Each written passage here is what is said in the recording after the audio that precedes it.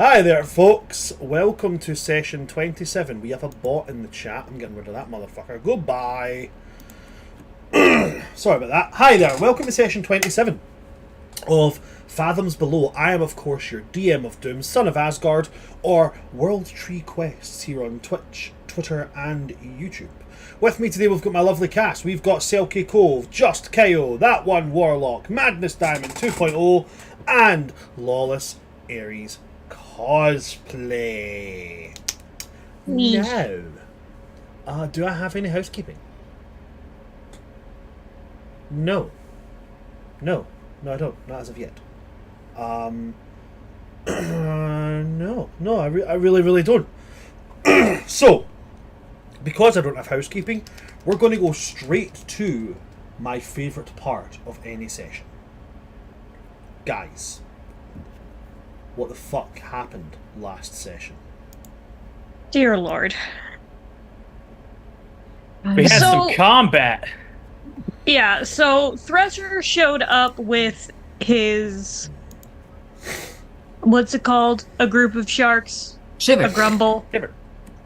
Okay. A grumble of sharks. A No.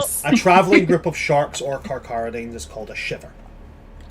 Shiver. Okay, yeah, no. Grumble is the name of a group of pugs, I believe. I don't know where I got that one.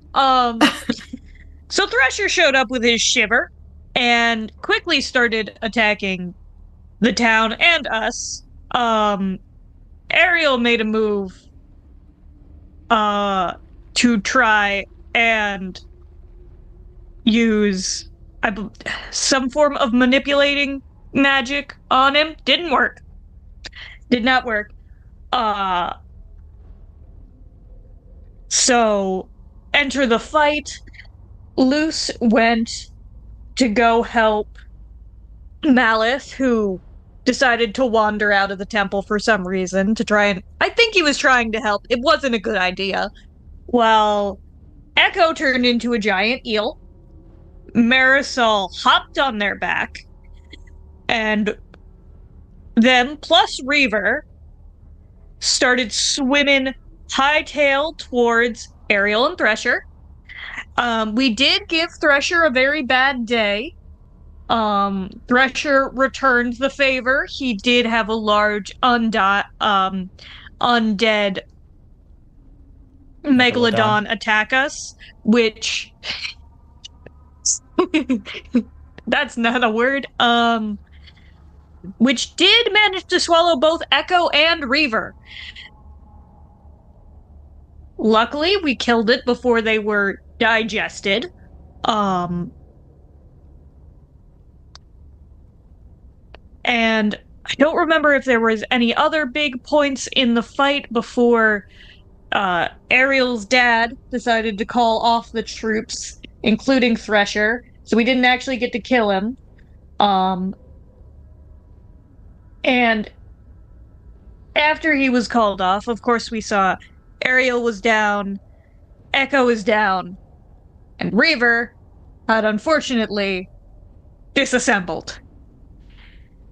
So Marisol is standing amongst a bunch of bodies, and Luce is off to the side with Feather and Malith, unaware of what they're about to see. And I believe that's, oh, and there was an end credit scene. I believe Ariel is about to talk to his dad at the, very edge of... The afterlife? Existence. Yeah, the edge of... Yeah. And it should be clarified. Ariel's actual dad. Yeah. Biological. Yep. Ariel's Paparino.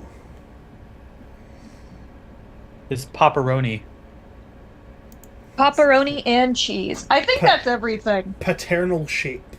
Yeah, that was just about everything. I don't think there was much missed there. No,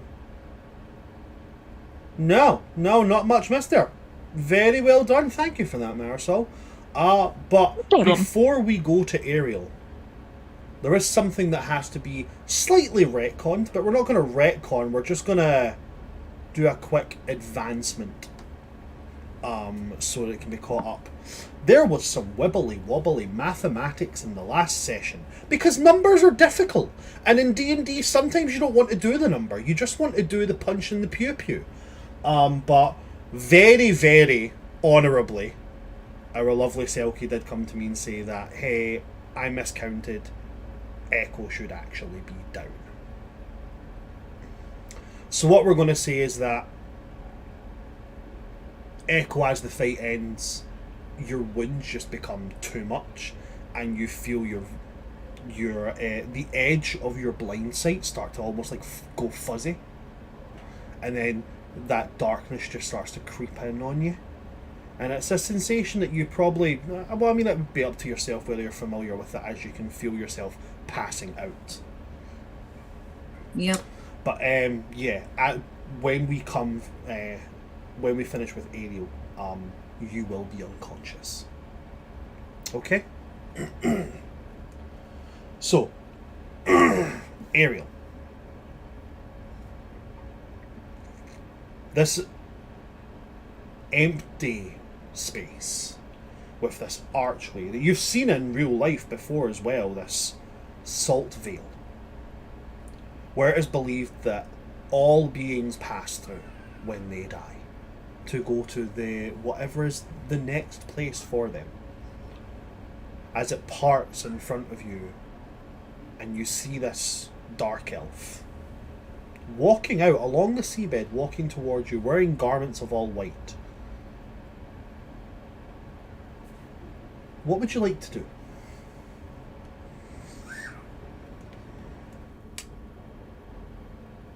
I've seen myself before. Uh-huh. Is there any, like, similarities, resemblance? Oh yeah, there's similarities. Your facial structure, you can see a lot of that there. It's like with my real dad. The height, the breadth of your chest and your shoulders, but your hands are different. His hands are very rough, white, compared to your own. His nose as well. His nose flares out a little bit more than yours. The eye shape is sort of in the same region, but his eyes they have like a little kind of like a wider upper and lower arch. Mm-hmm. But for the most part, yeah, you can see yourself there. This is a bit strange. I'm gonna be completely upfront. I see a lot of me in you. But I'm sorry, I don't know who you are. I would be surprised if you did. And it looks confused about the next part, the next words to say. And his head kind of hangs as he kind of, like, as he ponders what he's saying. Then when he sees your hands, he goes, "You have your mother's hands."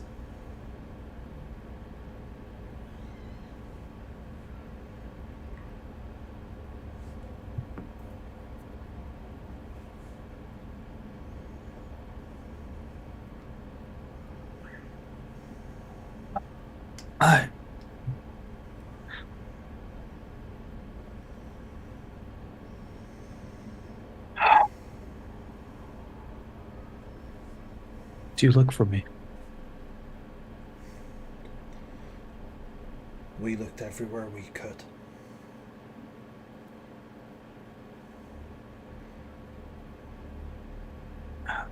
We found you once.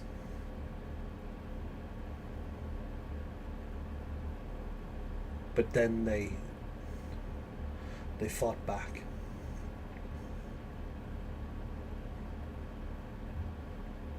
we weren't enough.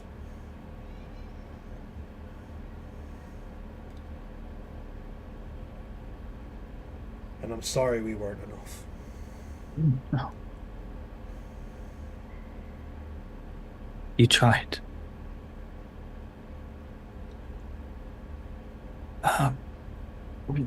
What, what, what's your name?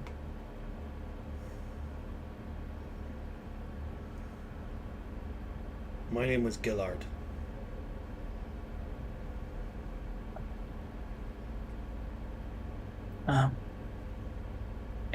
And Mom? Verlaine. Like, um, uh, I'm sorry. I'm sorry. I have so many questions. Siblings? That's why I'm here. Oh,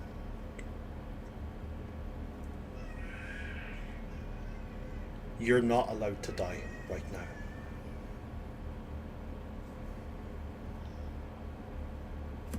Because where we weren't enough, you can be.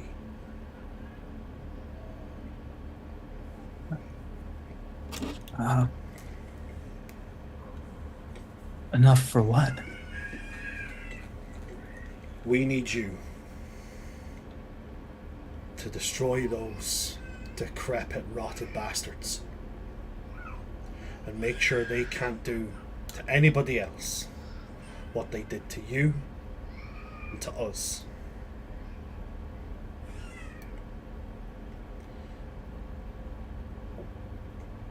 They didn't just take you. They took your sister.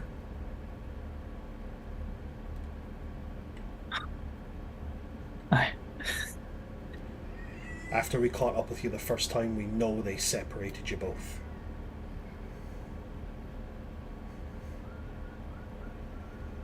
So you need to find her.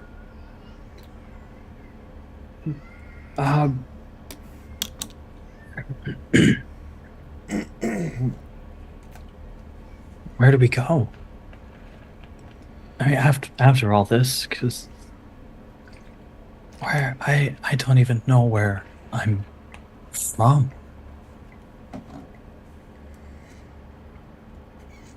You're from Deep Heart. That's where we lived. In the outer walls. We owned a kelp farm.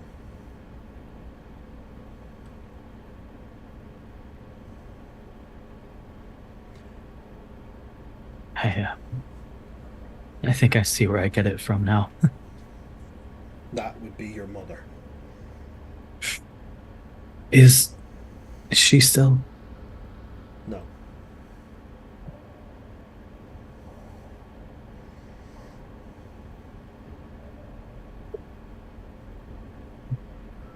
Okay.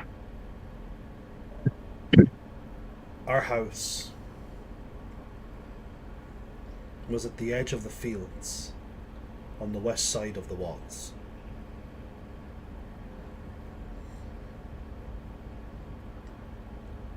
There were 2 geysers by the front gate.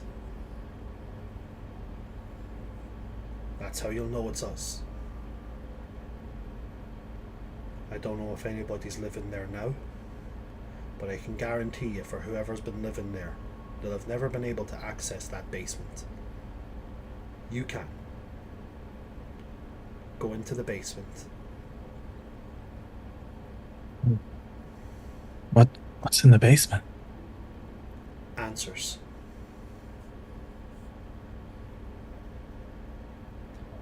That's all I can give you for now.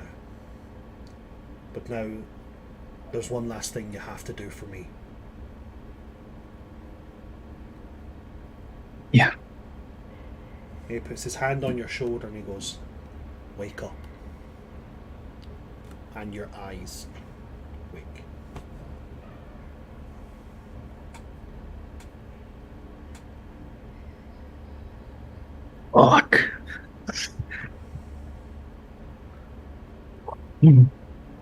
Ariel, Mm-hmm. how is Ariel right now?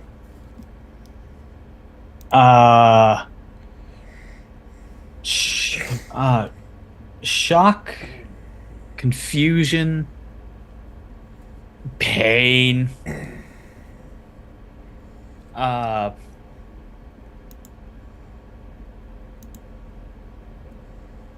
but solidified with purpose.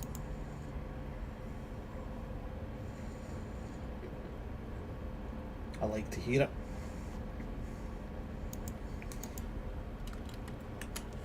And Go for it. I have a question, just because Ariel is by nature a very paranoid person. By all means. Can I have insight checked Gillard? I will give you this. You know you went down. You know you're at the point of dying. You know you were standing in front of the Salt Veil.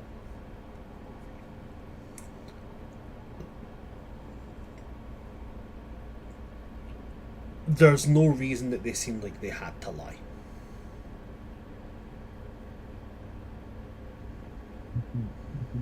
The evidence that's all there, he looks like you, but enough not like you to suggest that there's another person in there. Information that he knew, telling you a place to go, specifically giving you answers to, like, his name, your mother's name, bits of information you didn't need to have on hand, which he did. Right. It's enough that I would give you, based on your passive insight. He was being genuine. Okay. Cool.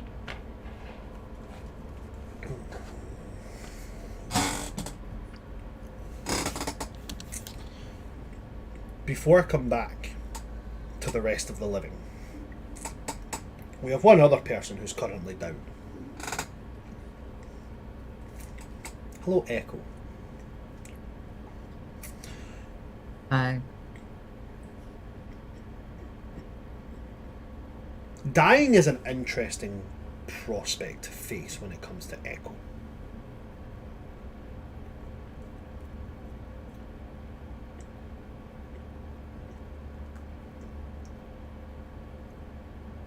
What you see before you is not an open expanse. It's not the Salted Veil. What you see before you is the dead stretch.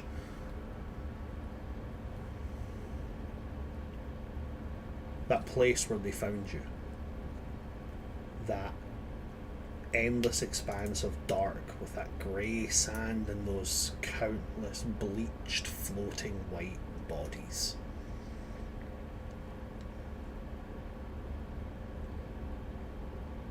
But for you, it's like your blind sight is like anybody else's vision.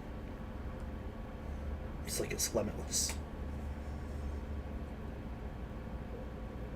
And you can feel something moving.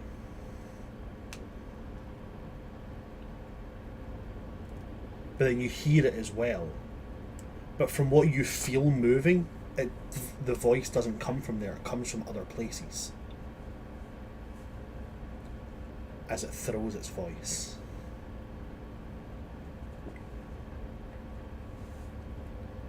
And it says, in a voice that is, for the size of the thing moving,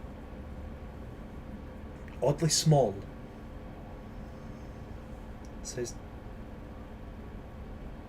do you see us?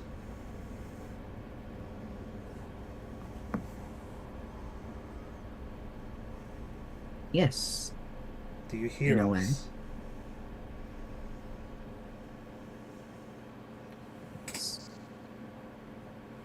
And then where you can feel it moving, you just don't feel it. It's like it just doesn't exist.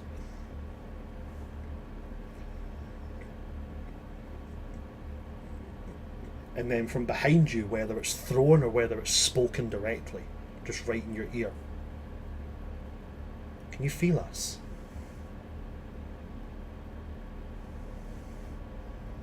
Ah, Echo's getting the heebie-jeebies they always give other people, and they're moving forward and kind of.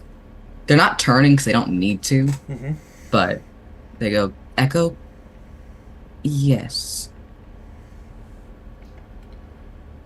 Who are you? We are you, but not you. You were us, but then you left.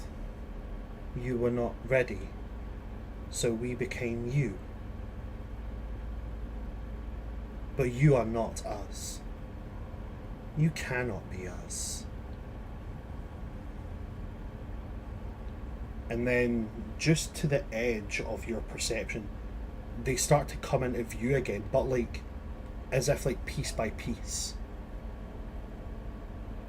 They start to come into your perceptive capability.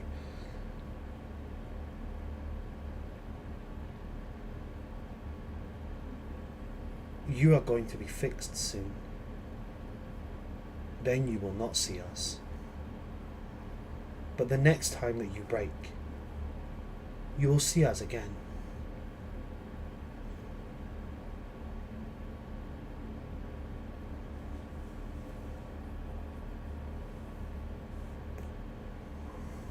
What does Echo see when they come into Echo's perception? If Echo's standing state could be described as soft and small, these are the opposite. Where Echo's arms are slight but their strength is great, the arms on whatever this thing is are huge, thick, bound with muscles much larger than the muscles that were bound into you. Very much similar body type, but instead of like a just a dipped off sea angels, it's like an eel, long and paddle like. Where your wings are long and tapered and there's only one of them, multiple sets of almost like ray-like wings spread out from them. Very, I guess the way I would describe it is like a bit of a childlike explanation here. If you've ever seen Ben 10, so you know Big Chill, Mm-hmm. like him, with the multiple sets of wings.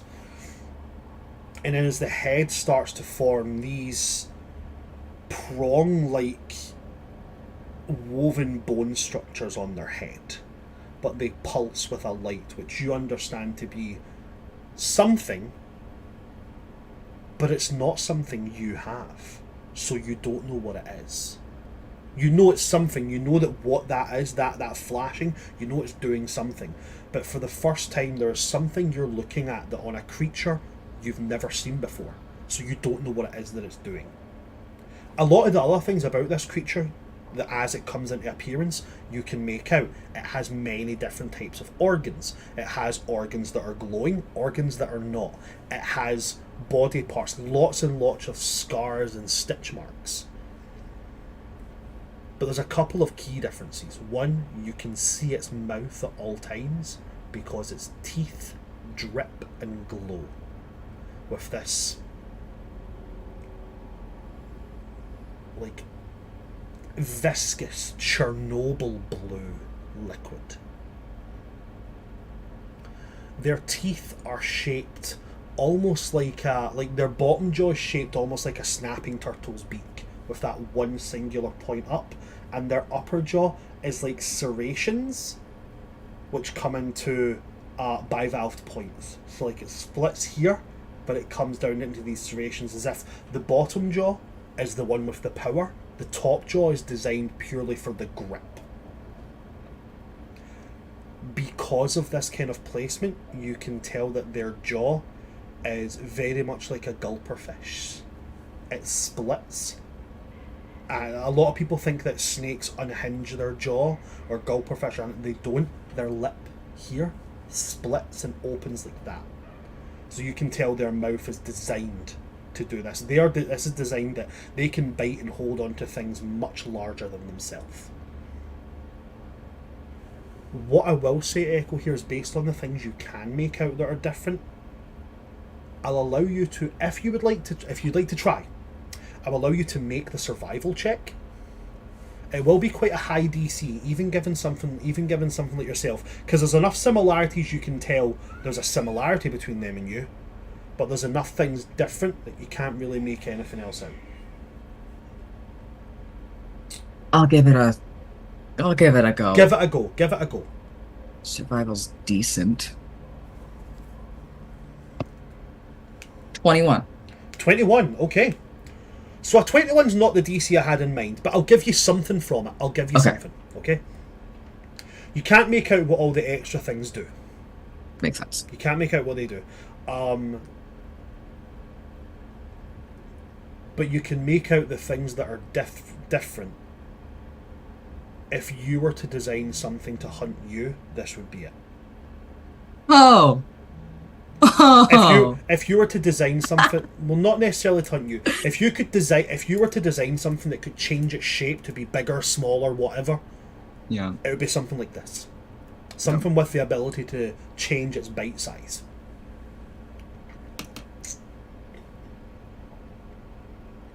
But then, as it gets up and its head comes into place, and what's the last thing coming as it comes up its jaw and shows its teeth, it gets to hear, and eyes come into perception. But no eyelids. Just bright, piercing blue, completely blue, with pinprick black pupils, staring deadly into the space, despite them being far enough away that any form of dark vision would not be able to see you. They're looking directly at you. And they just say, "We are coming."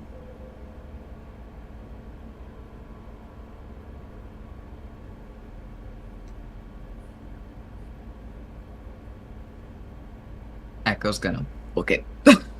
Okay, you turn and you book it running. I say running, swimming as fast as you can, to the point where, like, sometimes you're hitting the ground and it's almost like you're just clawing and pulling yourself to get back up to that swimming speed, until eventually Marisol gets there, does the spare the dying, and you will be in a state of non-dying, but you're not awake yet until Marisol puts healing into you. So, on that note, real quick, the second that Echo loses consciousness that first time, and even after they're stabilized, they lose all color and all glow. They are dull, closer to translucent. But that is it. Okay. I now go to my ones who are conscious. Ariel, if you allow the others to kind of do anything that they want to do first, that would be great, please. But Reaver, you can still talk and stuff. Yep. You're just kind of a dagger. Yep. So Reaver, Marisol, Diamond. Marisol, you'd said at the end of the session that you were going to be going around and doing Spare the Dying, so I just already had that done for you, so it wasn't like a Spare the Dying. So we've done another one, Spare the Dying. So it's been done for you. What do you guys want to do from here? Yeah, I imagine she'll spare the dying and then put, healing word or lay on hands into them, sort of sitting there, and then as Ariel comes to, she's just looking at him, just deadpan, and there's like a moment of anger erupting, and then she just starts sobbing.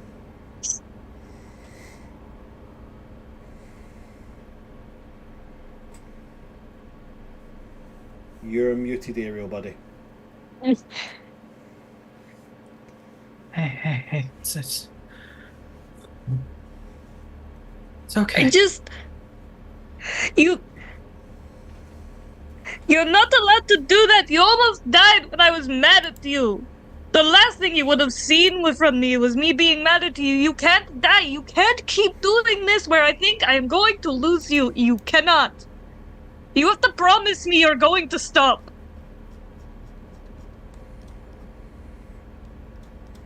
not gonna die. And you're not going to run. No.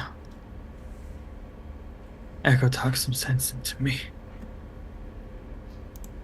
You guys are stuck with me now.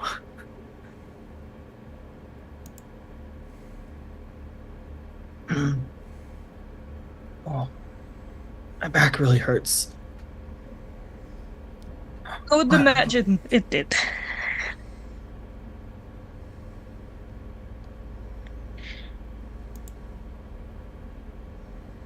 Where's Reaver?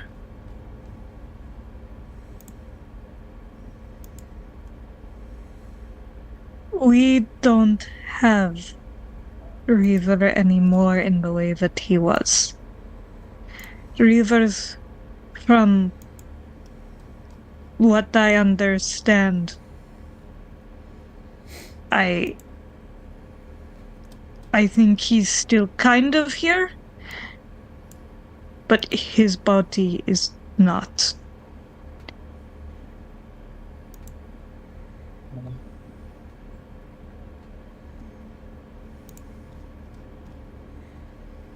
Yes.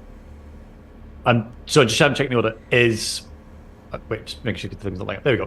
Just so did Marisol go to Echo first, then Ariel, or was it Ariel first, then Echo? Because there's something I'm going to do as an interaction as Marisol. It would have been. It would have been because of how this conversation went and because of where they would have been placed. It would have been Echo, then Ariel. Okay. And then I'll pick up with my part something like backwards, but yeah, absolutely fine. Continue. I needed the context of order. Yeah, actually at this point, is Echo back up? So no, you were woken up by another force. Echo was stabilized.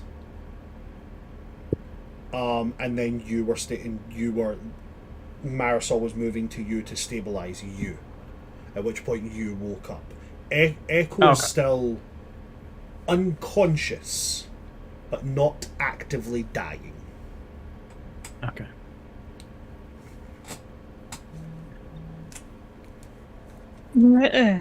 Right, I need to help, and then I'll go over and I'll put like. Before Marisol swims away, Ariel just gently like grabs her arm and gives her a hug. I'm not going anywhere. Thank you. Good. Let's go help Echo. Okay.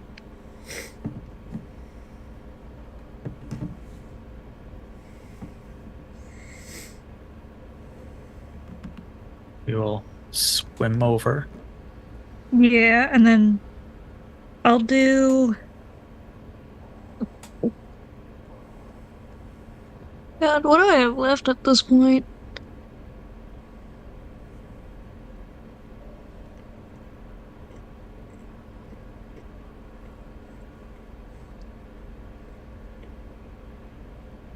I should be good to do at least a healing word. Yeah. And I'll dump one of my healing lights into that as well, just to help.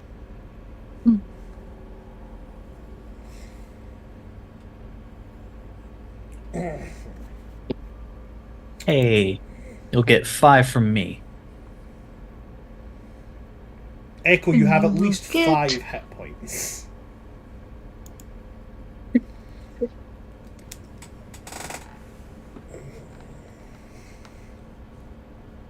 You will get 9 from me. You have 14 hit points. That's a whole 14 more than you had. Echo, as you're turning and running and running and running and running, and then you start to see this kind of brief little light, a warm light, and it's then you feel that you're not swimming anymore, and as that warm light starts to get bigger and encompass your view, it is your field of perceptive capabilities coming back, and you can perceive Ariel and Marisol by you healing you. There is a whole ass moment when that light first starts that Echo says out loud, "Oh, Echo's dead." Oh no, Echo is dead again. Yep. Nope. Not this time, buddy. I haven't gotten to say thank you yet. You ain't dying yet. Oh. This is almost cat stretch of like everything has to stretch out. And then Echo sits up and almost does this thing where they like shake it off, and there's some things that like crack back into place. And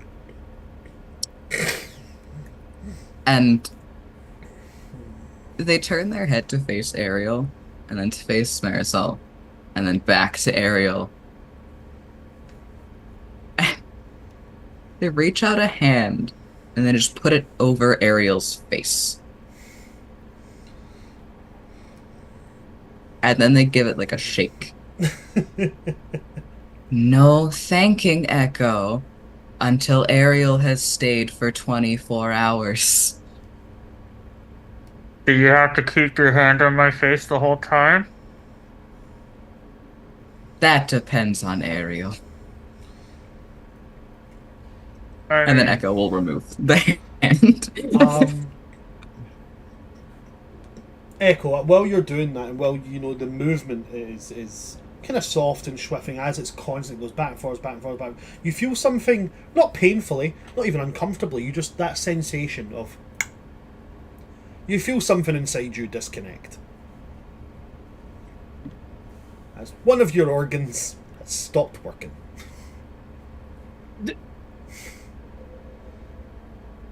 Echo has to fix something.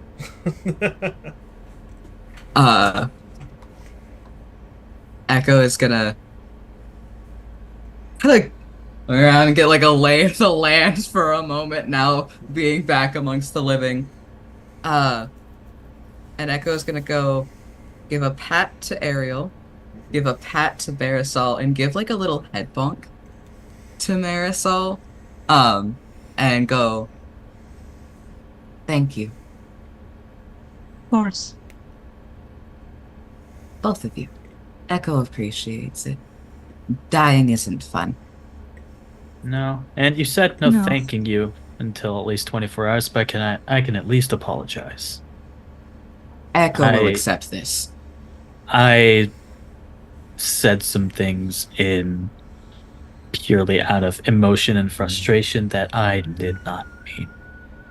And I'm sorry if what I said hurt you. I don't want to be like that. And I'm truly very sorry. Ariel gets an affectionate head bonk as well. And Echo smiles. Apology accepted. And Echo knows you're not like that. Otherwise, Ariel would be gone already. But Ariel's not. I mean, it's kind of you to thank for that. Echo disagrees. Ariel made the choice to stay. And then Echo,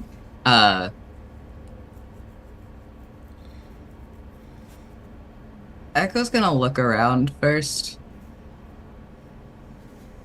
Where's Reaver?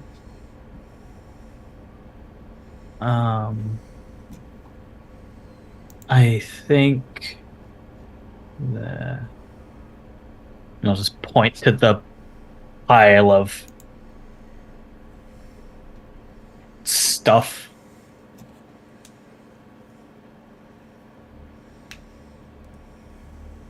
I'm not an expert, but I don't think he's gone. Echo, you would remember before your wounds overcame you that before Reaver, the last time that Reaver spoke to you, Reaver said to you, I can't remember the exact quote, but along the lines of, don't worry, this isn't going to be it for me. It was, don't blame them. I'll be right back. Don't blame them, I'll be right back. Yeah, because Echo's last thought was what do you mean? And then Echo was gone. Yeah. So this is why I was going to do that pre-bit moment, but so basically once the dagger had formed, I was simply going to say, because obviously what we then found out of Echo collapsing afterwards was as soon as I'd become the dagger, it was going to be like me learning that with the telepathic speech of like going, see, I'm okay. And then when then Echo falls, Reaver will spend the entire time until Mouse appears screaming, yelling for anyone and everyone, and just yelling that he can't move. Right. Okay. So it's very clear, Reaver's there. So yeah, as you say that, you would all begin to feel on the edge of your psyches, on the edge of your telepathic minds, you can feel a little tinny voice screaming, like raging against the limits of the range of its telepathic capabilities. Oh, Echo's buddy. gonna swim over to the rubble that is Reaver. The closer you get to it, the more it becomes less tinny and becomes more like a psychic barrage of screaming. Reaver? Give me a fucking arm, a foot, a leg, anything. Let me move. Echo is gonna try to start picking up pieces of Reaver. Just like, I don't know which. Just picture Echo trying to put together like a Reaver snowman. Here's the hand. Here's the hand. It's kind of like Echo trying to build up Reaver, but also trying to figure out what Reaver means. Just like waving bits of Reaver. I found his foot. I understand the confusion. It is a foot, but it was in fact his shoulder.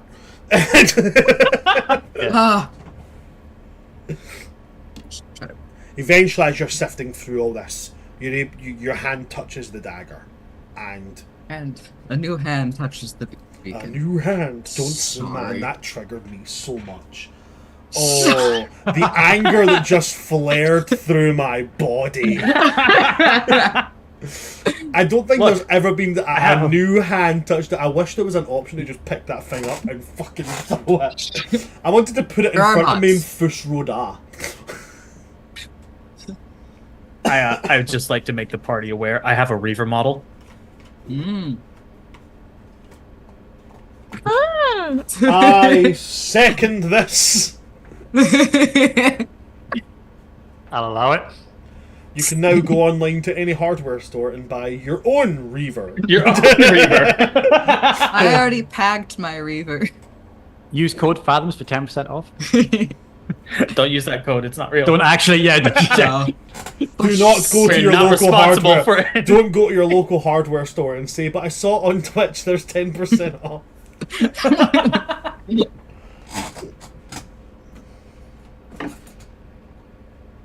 Okay, so Reaver, you're not Reaver. Sorry, Echo. You're holding the knife.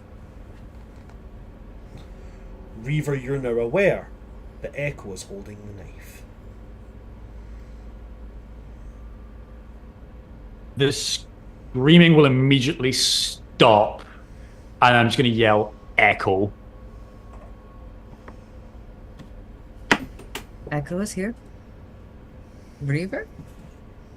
Can Echo feel my emotions? Or like consent, like with the sense of like when I'm in this diamond form? Telepathically, they can hear your voice. They can, to the limited capacity that Echo can, they can hear your emotion in your voice, but it's not like how Echo is a bit of a mood ring. How whenever they feel a certain way, they glow a certain they glow a certain shade. You're not like that. When they're touching you, it's more when they're touching you, they can hear you. That's it. Cool. Then I'm just going to repeat Echo, but all the anger and probable fear in the voice it's almost like it just flatlines into like not calmness, but like just exhaustion. Right. Like a hoarse voice just accepting that Echo's okay. Okay. Echo is going to take the dagger and is just going to like hold it to their chest for a moment and hum softly. And Echo's emotions do transfer. And it's just a... Funny enough, they're calmer after having almost died, than prior. They're not angry. There's a twinge of fear, but it's mainly just, okay, relief. Ariel's staying, Ariel's okay, Marisol's okay, Reaver's alive in some capacity. And so it's that calm relief that Echo essentially transfers onto Reaver.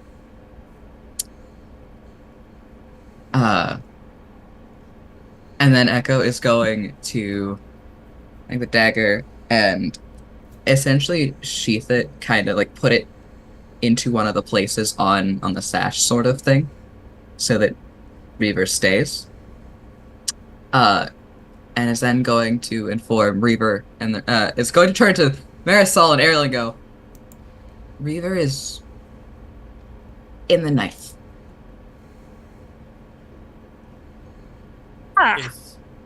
Is it like a feather situation? We can talk if we touch it, or Captain, can you hear me?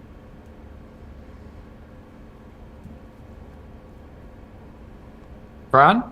The way I've read it, I can't physically move, but I have senses, so I'm going to assume I have hearing, but do I have sight from this diamond?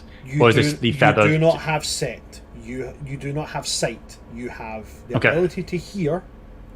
Mm-hmm. They can't hear you unless they're touching you. Alright, so it's the feather thing. Cool, I'm absolutely cool with this. I'm going to ignore Ariel's question, and I'm simply going to see how... well, I'm not going to see, but the party can then see how Echo reacts to the statement of, I told you I'd be right back.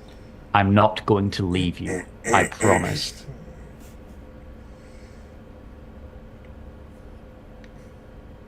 Everyone can see Echo smile, and it's... I've described Echo's smile before. It's not the prettiest of things anyone's ever seen. But it's the fucking cutest, and we fucking love it. It is cute. Fucking precious. We'll fucking knife you. If you slag off Echo's smile, you'll get chipped. Echo's about to knife themselves in a second, so... What, Reaver? No. Maybe. But no. And Echo is going to give the dagger like a little pat, and go, Echo trusts you. I shall call him Stabby, and he shall be mine. He shall be my Stabby. My Come here, Stabby. Come here. Echo's gonna look up at Ariel and go, Echo doesn't know if Reaver ignored you or simply could not hear you. But Reaver is talking. Okay, good. May I, Echo? Touch it. And Echo will absolutely move up to Marisol. Alright, I touch it and I'll just be like, Hi, Captain. How are you doing in there?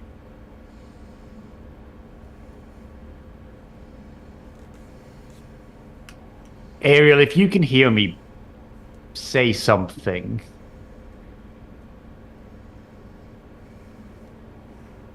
So Ariel can't hear me. Echo, can you hear me? Echo can hear you. Okay, Echo, the next words you hear are silent. No one knows. Oh, you can't see that. Yep.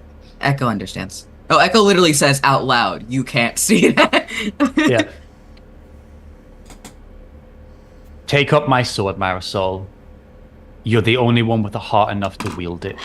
I'm glad you're alive. And everyone will believe that. I'll be back soon.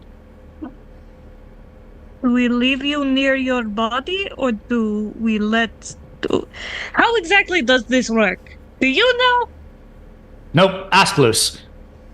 Okay. Speaking of which, Luce, you were over by Malith.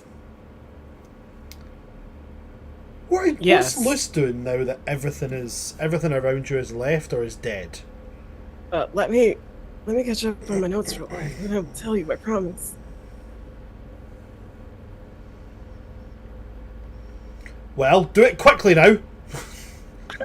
Listen! Perform, Storykeeper, perform! Okay, I just needed to finish one line and then I'm back. No problem, take your time. So, if you will allow, I need to rewind a little bit to the Carcharodines retreating. Okay. And I just need to know, whenever the Sharknado disperses and leaves at the sound of the horn, did Malice stop moving with Luce in What the do you mean? combat Did he stop chasing? motions? Huh? Do you mean like, did he stop being moved by you, or? Well, he wasn't being moved by me because he didn't let me bait and switch him. Oh, yeah, neither we did. He's an ass. It's a problem. Did Mallet keep in the rhythm that they were going, or did Mallet stop moving whenever the Carcharodines retreated? He would have kind of felt you stop, and would have eventually come to a stop himself. But he still turned to face the Carcharodines as they were leaving, so he was still prepared to keep fighting. But he does stop. Fun thing is, Luce did not stop. She's still in rage. She's gonna make a swing on Mallet. It's just this one. Okay. She's gonna make a swing on him. Oh, thank fuck. 13. 13. You turn round and you swing, and he angles back, puts his hand up, and grabs hold of the weapon. Like, as the axe comes towards, he slips his hand up and grabs hold, like underneath the beard of the axe. And he kind of keeps a hold of it, and it's like he doesn't like push away or snatch it back. He just holds it in place, like enough tension that you can't push it forward, but you also can't pull it back. And he just kind of keeps it, like watches you. And I think that's the moment that Father's message comes through to all of us, which makes Luce then drop the rage out of realizing that the threat is gone, but now they're retreating, and now her enemy is gone. And then she just looks at him in kind of this state of, because whenever she rages, her eyes are nothing but anger, nothing but that focus, that hyper-focused concentration objective material. And they're a little bit glassy. And then whenever she comes back, like her entire hand slacks in his grip, and she almost loses her grip on Tooth. And then she just looks at him and just says, Malith, what are you doing out here? Came to double check everybody was okay. Is there a reason you're swinging an axe at my face? You stopped. They left, and then you stopped moving, and I thought you were behind me still. Right, okay. I'm sorry. I didn't mean to do that. I got lost in it a bit. Fuck. Okay. And she then, like, puts Tooth back on her belt. And then she still has her shield on her left arm. And just with her right hand, she kind of just, like, angles it so that she can grab his arm. And then pulls him in close to her. Okay. And then just, like, holds on to him. And she is shaking. he is going to, like, you know, as you hold on to him and he feels you tremoring, he kind of puts his hands on your shoulders. He's like, I don't know what this is. Breathe. I'm breathing. All my life. In out, Right, all that shit. right. Do you have a sore head? Do you feel nauseous? No. I know there's Do supposed you? to be something you do with eyeballs, but I cannot for the life of me think what it is. Did you get hurt? What? No, I'm fine. Did you? Did you No. get hit on the head? Is that what this is? No. No, I didn't. Are you sure? Because you've been hit on the head a few times. I could understand why one more just might do it. This time, I did not get hit on the head. Well, no, I did get... Reaver did headbutt me earlier. That's what... Oh, God, Reaver. And she can hear in her head the crack noise that Kyle had described last session of Yeah. that final strike before Never Beyond Repair. And, like, the shaking happens again. It's where she's not stable, and she's almost afraid to look in the direction of the others. Malith, are they alive? And he'll kind of arch over him like, yeah, they're all alive. Marisol, Ariel, the freaky one who I think wants to eat me. They're all That was fucking terrifying.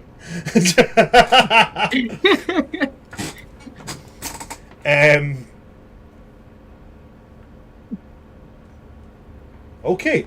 And then he kind of looks confused. They're all talking to a knife, or talking to each other over a knife. Are they doing that witchcraft stuff? Because, like, I've heard rumors about it, but, like, I've never seen it. Malith. Yeah. Never question the way I feel about you. I picked protecting you over helping them. Don't you dare question how much I care about you for as long as I draw breath. And after the fact. Okay.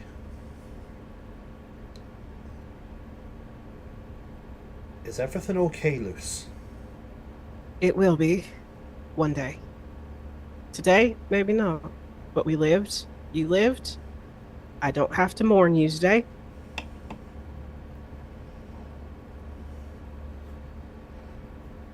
Right. You're gonna live longer than me. That's what I'm counting on. And she's gonna pat him on the shoulders, and she's gonna turn around to face the others.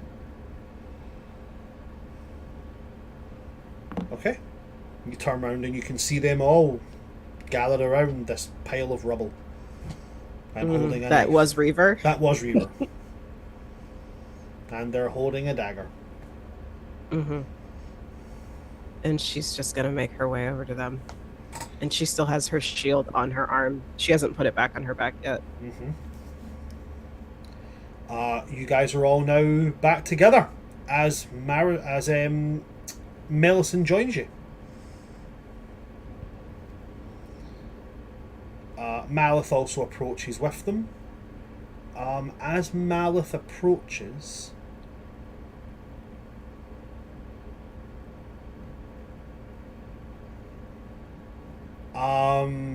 Echo, need you make me a history check?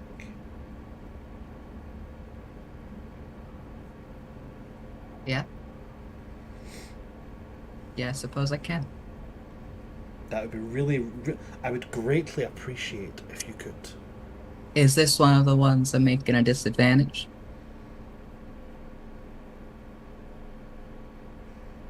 No. Okay. No, this is one of the good ones. Oh, joy, because I got a 19. I have a Okay. +0, so that was a great die roll. On a 19. Now that Malith is up and kicking and his body is fully working, he's not being slowed down by the treatments that he's been given to stop that poison from going through his body. Therefore, his body's working again. It's producing all the pheromones and stuff that he should be. My first thought was good for him. Sorry. What? My first thought was good for him. I said pheromones. Yeah, his everything is working. Good for him. Oh shit! Right. Okay. Yeah. Why does everyone think Listen. My mind's not in the gutter. Hold on a minute. Echo can regrow their fucking hearts. All right. Mine can't beat in a proper rhythm. Right? Echo's current heart's all going perfect synchronicity. My heart sounds like a jazz drummer with one hand. Anyway, if you want to find out what my heart sounds like, take a snare drum and a cymbal and roll them down a staircase. That's what it sounds like. Okay. I'll try that later. Where was I? Yes, that's where I was. Okay, so but because of this now means that, like I've said before, you guys, for those of you that are biological in this ocean place, you don't smell. Your sense of smell is more akin to like a person's sense of taste. You taste the difference in the water as you breathe it. And therefore, people's pheromones, their natural sense, it's more like a taste, more like an aftertaste. And Malith's is familiar. And with a 19, you've tasted that in the dead stretch before. Some point within the past 2 years.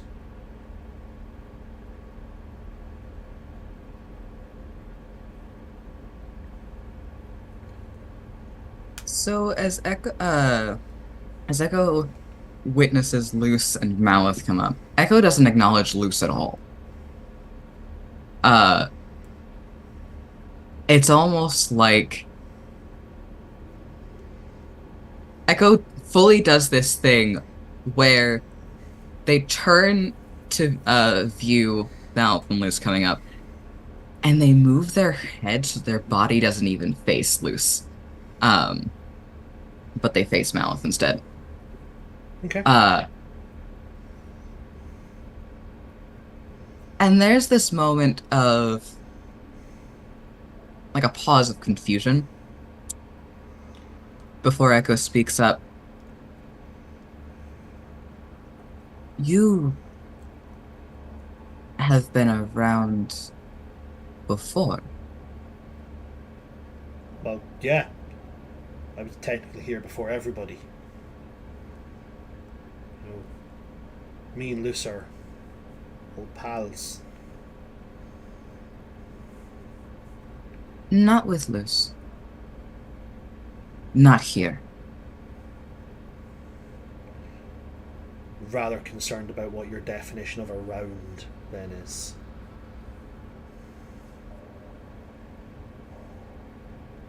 Corpses. Many. Dark. There. That does in fact sound a lot like places I have been. There's a twinge of frustration that Reaver can feel as Echo struggles to figure out how to narrow down this location. There's a twinge of frustration you can see on Malith's face as he has a -1 in intelligence. They're both... Oh my god, they both have -1s to intelligence and they're both trying to communicate it hell. It's only 2 sessions before they resort to cave paintings. And Echo goes, alright. Where this group just was. Dark, below, corpses everywhere. No one goes. Not often. Death. Old death. Also new death. Black Sea. I mean, Mal, Yes. have you been in the Black Sea? Specific. he's gonna, like, he looks to you, looks like, I work for I work for an organization literally called the Deep Tide. What do you think? I fucking realized this. I work for the same goddamn organization. Well, No, the Black Sea that is in this region, that connects into this region. I don't know. Like, I mean, I've been in a lot of places. Also, if you remember, like, you know, my past couple of whatevers is, you know, a little bit foggy. That's also correct. All right. Recent. You were there recently, 2 years. Ish. I think Well, that's 10 how months of long it's that- been. 10 months of that recent mouth has been mind controlled by the route touched, so got all this kelp tangled and scrambled by Well, some fucky wucky magic shit. more scrambled than it usually is. More scrambled than it usually is, I'll give you that. I've had a lot of concussions. Michael can relate. Is Marisol still holding the dagger as well as Echo? Was it just Echo I that can hear right believe now? that when we last spoke about possession, both Marisol and Echo were touching the dagger. Yeah, I wouldn't have moved to take the sword yet. Okay. Then you will both hear the question from, obviously, the mind of the dagger. Echo, is Malith to do with your manacles? And there's very much a low threat and anger in that voice.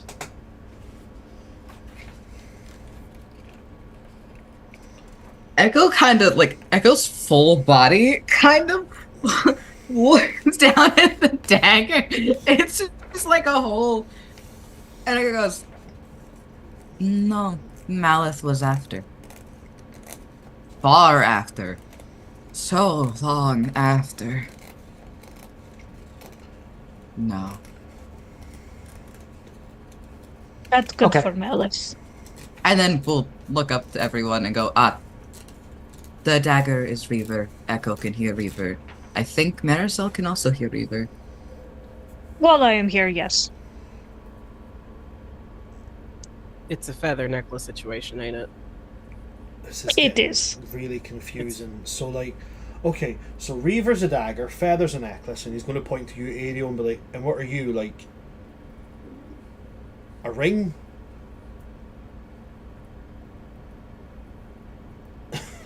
Ariel's a tiara.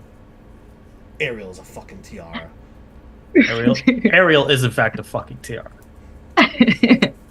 Marisol's a knuckle duster. No, 100%. 100%. No. But I need to talk to you. It just points to Malith. Oh, lovely. Why do I feel that by the end of this, somebody is going to be trying to stab me again? If you're Oh. lucky. Speaking of stab, Echo has to fix something. Something broke. I hate the implications of that. Please do not stab with. Well, actually, I don't know. Reaver, do you mind being stabbed with? Depends who I'm stabbing.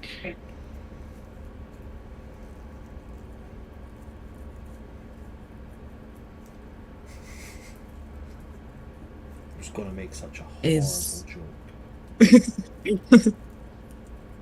Reaper's gonna go out Echo- doing some stabbing. Echo's gonna hold up their hands for a moment and go, alright. Does anyone need Reaver? Want to talk to Reaver? I don't want to take Reaver from anyone. Echo also has to fix something. Echo broke. Echo needs to fix it. Just give Reaver to Marisol. If you don't want to take Reaver with you, is my vote. I don't care if Echo doesn't care if Echo takes Reaver. Echo doesn't want to cut off contacts for everyone else with Reaver. I'm grand. I'm going to go and swim and get people. No, you're coming with me, buddy. But people... Why don't you go with Malith to help people since you're good at that? I'm trained. Echo, I'm why not- don't you. Go ahead. Oh. I'm not keeping him for long. But this is important.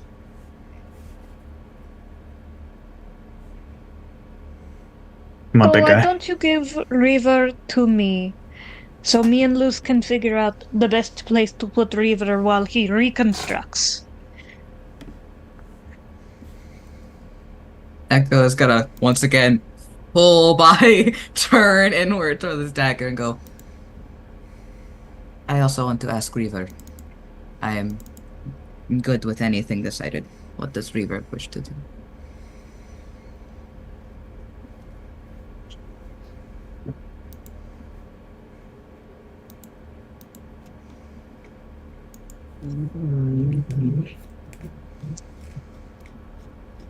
It's a crew vote. I am regrettably incapacitated. I am not helpful. Echo's gonna flick the dagger. And there's Reaver can feel a bit of frustration once again. And Echo's gonna go. Just because Reaver may not be able to move does not mean Reaver does not have a consciousness nor a say in Reaver's decisions. You're still Reaver. So what do you, as Reaver, want to do? You're not an inanimate object for the crew to order around and decide on. I don't think anyone would. Echo looking around just going, I don't think anyone would disagree with Echo. No, you're spot on. So the problem is, Reaver doesn't know how this thing works. He's like, all he knows is like he's been trying like constantly to move anything because he can't see. He's like, it just yells out, "What do I do? I can't see. I can hear. I can't see, and I can't feel anything. I know I'm alive, but where's Luce? Echo They know about this stuff." Going to turn to Luce, point at the dagger. Can you touch it? Oh, God. All right, fine. And she will turn to Malith first, do the same thing that they've done before, where it's like grasping the arms. Since if Malith is going to go off with Ariel, and she's just going to put her forehead to Malice for a moment and just tell him, under her breath to him in Sicalian, do not go far from me. Do not go where I cannot follow you, or else I will chase you down again.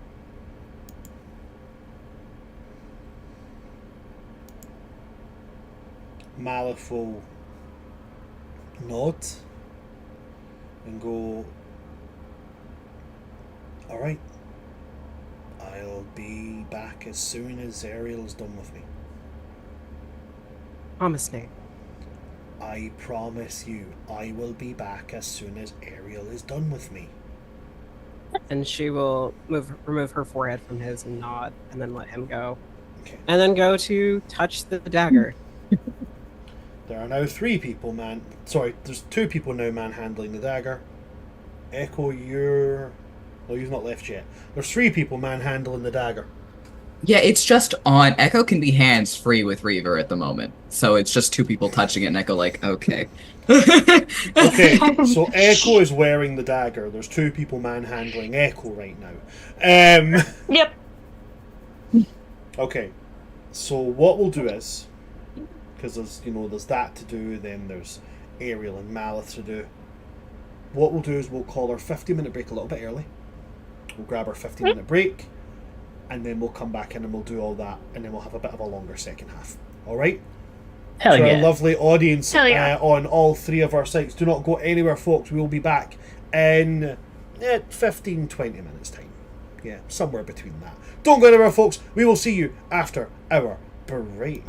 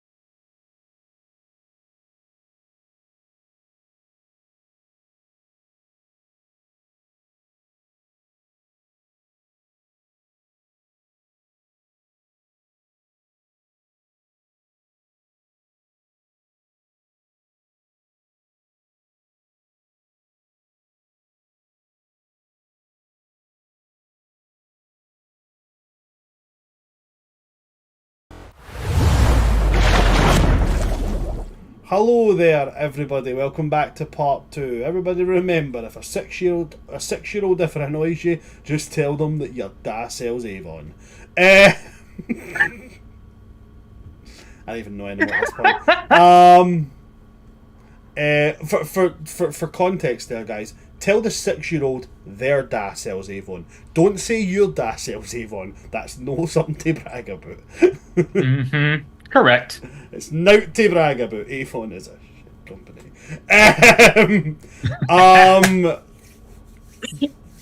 I don't know why. Once I used one of their moisturisers and I felt drier. And I was like, surely that's the opposite of moisturising. Speaking of which, I'm not putting moisturiser on. Where we left off as the party was, doing a brief split up again. So what we're going to do is we're going to go Ariel Malith, then we're going to go Echo, and then we'll go to Reaver and Marisol and Luce. Alrighty? To clarify that moment, I will be going with Echo. The only question I have for Luce is, how the fuck do I fix this? And then going with Echo. Okay, awesome. So then what we'll do is we'll do that brief part first. Reaver. So yeah, as soon as I can feel that Luce has it, I'm like, all right, how do I make my body? What's going on? Oh God. Oh no, this is a feather situation. I don't fucking know. Bran, Luce has never seen Wreckborn. Do never be on repair, correct? Nope. Cool. Then she didn't have that trauma with drift. Nice to know. I don't fucking know, Reaver. Why are you in a dagger? Because I didn't give up, and I kept going until beyond the end, it seems. I'm not dead. I'll fix it. Echo needs help. I'm going to go support them. Go find Feather. Marisol's acting captain until I say otherwise. All right, that makes sense. Why am I looking for Feather, though? Because he's not here, and you two want to bump uglies, and you've got his fucking necklace.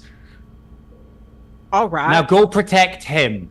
Oh God, fine, Captain. Fucking, and she's gonna just like remove the hand from the dagger, like wipe off her hands, frustratingly. Look towards everybody else. Apparently, I'm finding Feather. I love the turnaround. Last session, my boyfriend. This session, my boyfriend. It's fucking great. They're not officially boyfriend-girlfriend yet. You they know haven't what had I that mean. conversation. You know what I mean. Okay, cool. Last session it was, look guys, look at the guy I like. Now it's like, oh my god, I can't believe I have to go near him. No, it's more of a, why the fuck does Reaver want me to go find him? But yes, it's the same kind of thing. So yeah, she's just gonna relay that. It's like, Reaver's in the dagger, and apparently I have to go find Feather and possibly protect him. Marisol's acting captain. I'm in That makes charge. sense. Yes, it makes sense. Marisol's the smartest and bravest of us all. Echo understands you. that. Marisol, What- maybe you should just stay captain. When Reaver was put in charge, are we sure we want to do this? Are we sure this is a smart choice? It makes the most sense. Marisol just put as captain. This makes perfect sense. We do not argue this whatsoever. No. Even Reaver's sitting going, we could make this permanent.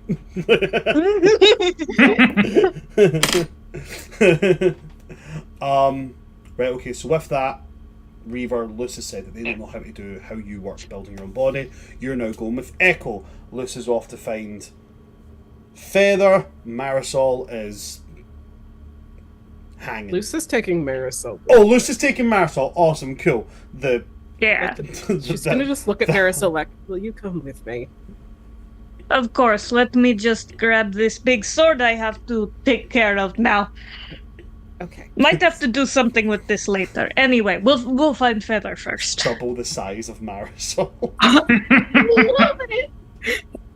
I want Marisol to hold it out and say, drive me closer. I want to hit them with my sword.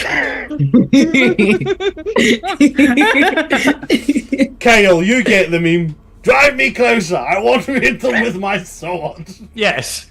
It's an excellent meme, and it very much fits Marisol. It's a great meme. Do you guys know the meme?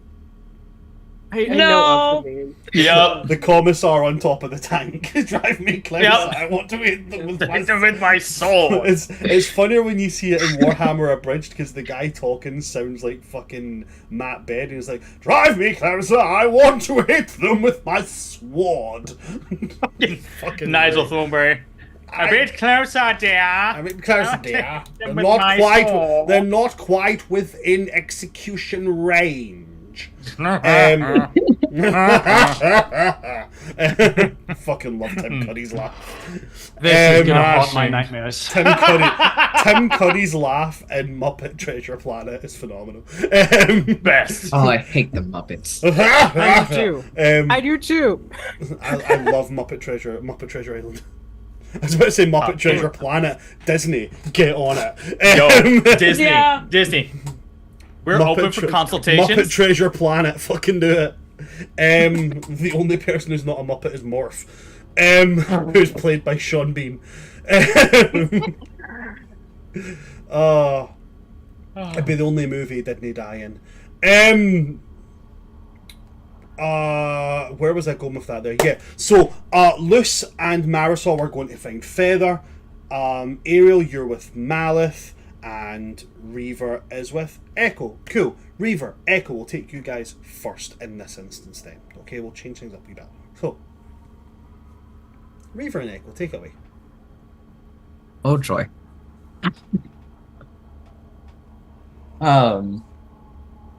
Once everything is sorted, Echo's gonna go, okay. Echo needs to find a container and probably a needle and thread of some kind.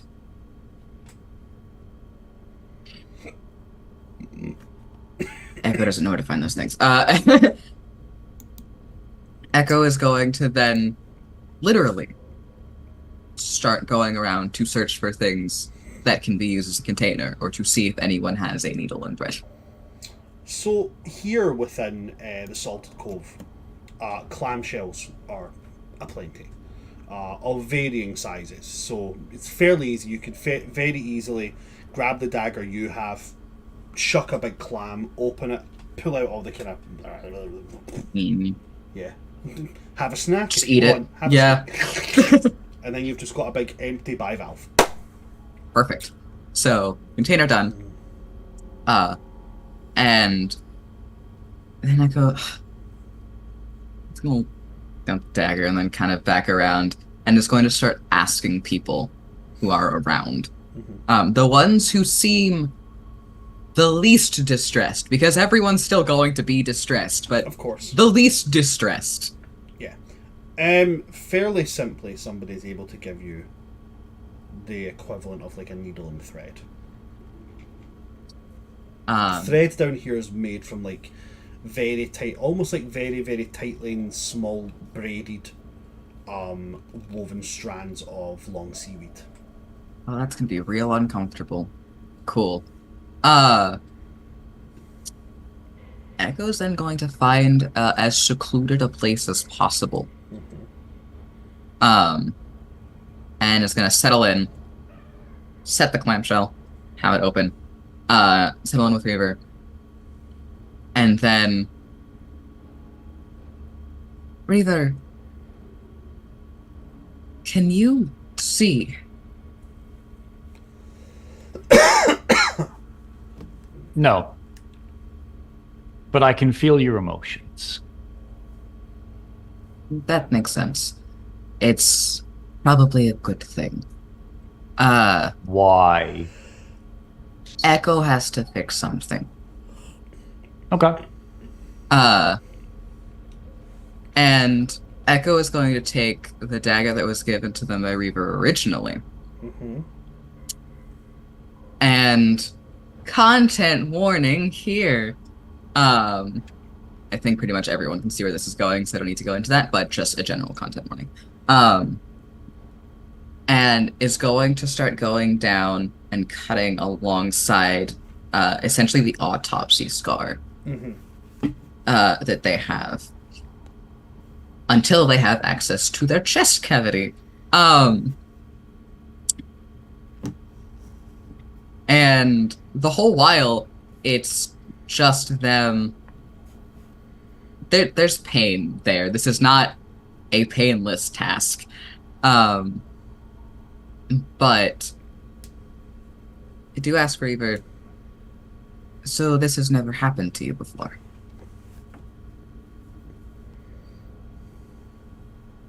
No. Not that I can remember, at least. This is the first time this body gave in. Whether I had burnt it too much, wasn't strong enough, I don't know. Can I feel pain?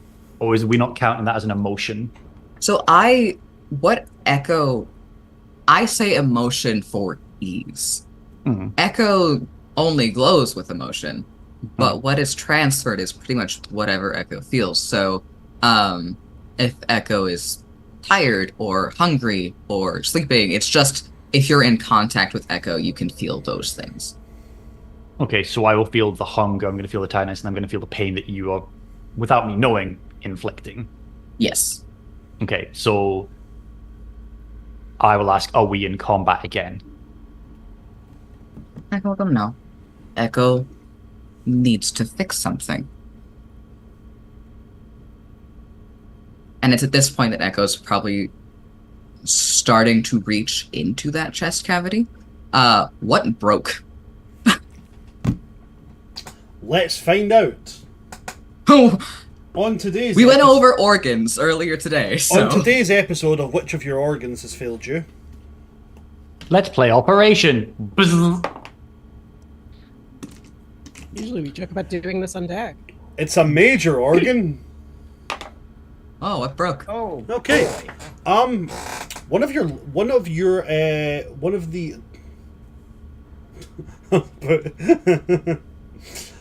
one of your stomachs has been pierced and lacerated.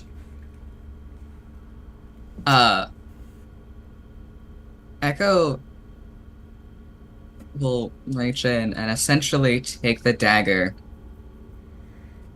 and we'll take a second to just breathe before cutting and removing it. Okay. The moment that you And we'll sever the connection off, it stops glowing. Rapidly shrivels up. And that is a much larger spike of pain because it is actively removing an organ. And we'll set that just to the side. That's not going in the shell. It's just kind of drifting off. It is useless now. Goodbye. But yeah, no, Echo's answer to Reaver was no, they just have to fix something. Okay. Then all that I'm going to do, and it then is up to Selkie to interact backwards, picking up this discomfort and pain, Reaver's going to do a little thing with a performance check of a 12, because Reaver's just going to sing to try and cheer you up before, with the simple statement of like, you don't need to hide anything from me, and I'll keep you company and comforted. And I'm just going to sing. Echo will relax a bit into the singing, though it does surprise them a bit at first. And they do still their movements, just like, oh, okay. And it's a much more relaxed effort. Once the stomach is out, they're actually going to reach back in. But this time they're going to be much more careful about what they do. Because they are going to be taking out one of their hearts in a way that allows it to continue beating. And that's more of a weird, magical, arcane-y bullshit. And that one will take longer to do, obviously, because it's a more involved process, but we'll remove that, and we'll put that into the shell, and close it. And then taking the needle and thread, beginning to stitch up the wound, but as they stitch up the wound, they talk to Reaver. And they go, Echo knows they don't have to hide anything. This is the first time Echo... Well, one of the first times Echo has done something like this on themselves. Echo had an organ that was injured. The organ cannot regrow if it is injured beyond functioning properly, so Echo had to remove it.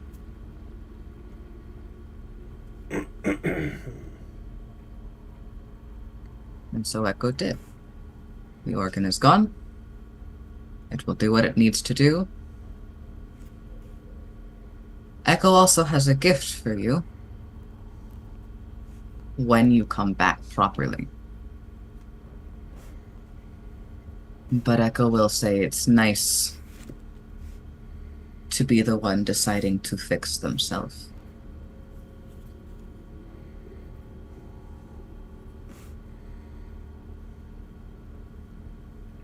As long as you're with me, I'll never leave your side. But I guess you mean when I have a body again. Echo will give a little bit of a chuckle and go, that is what Echo means, and that may be even more literal once you get your body back. Echo will pick up the shell and, like, start to get up, once the stitching is all done. And we'll go, why did you do what you did? Why did you end up like this?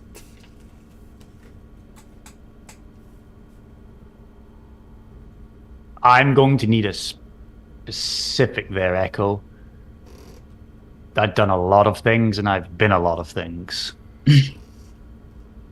Well, according to you and your memory, you've only been a dagger once.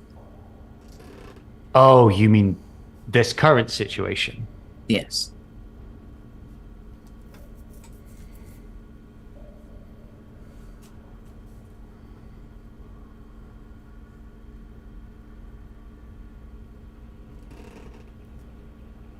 You can call it the rule if you want, but it's a personal opinion. No one dies before the captain. No one dies on my watch. Whether that giant floating carcass is in my way, or Thresher, or anyone, if I can move, and something wants to hurt you, or Ariel, or Luce, or Marisol, or Feather, or any who will turn and join our crew, if I can move, I will cut them down. You don't place a lot of value in yourself, do you? The code is the code, and it is my rule to follow. I place plenty of value in myself, but I'm still a fool and I'm young.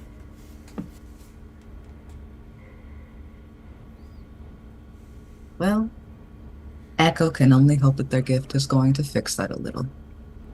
I can't fix that you're young or that you perceive yourself a fool. But maybe Echo can have you take your own health a little more seriously, even if in a roundabout way. We will see. Now, a guidance for you. Mm. There is plenty of, we'll call it food, around here. If you are going for a merfolk, I won't even judge or question it. Just make sure you're not caught by the locals. I can't protect you from them at the moment.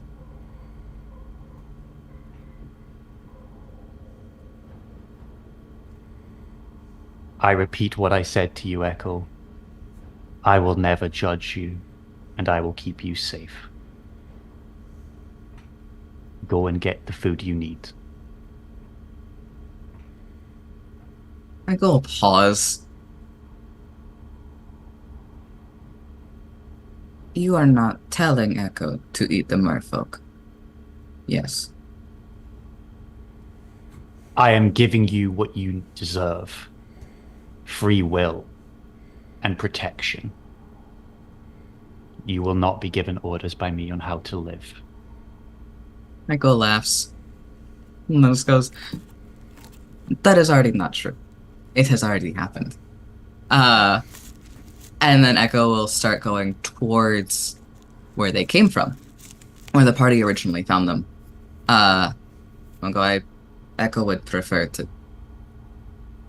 grab food where it's easy and where Echo is not going to put anyone else in danger, including themselves.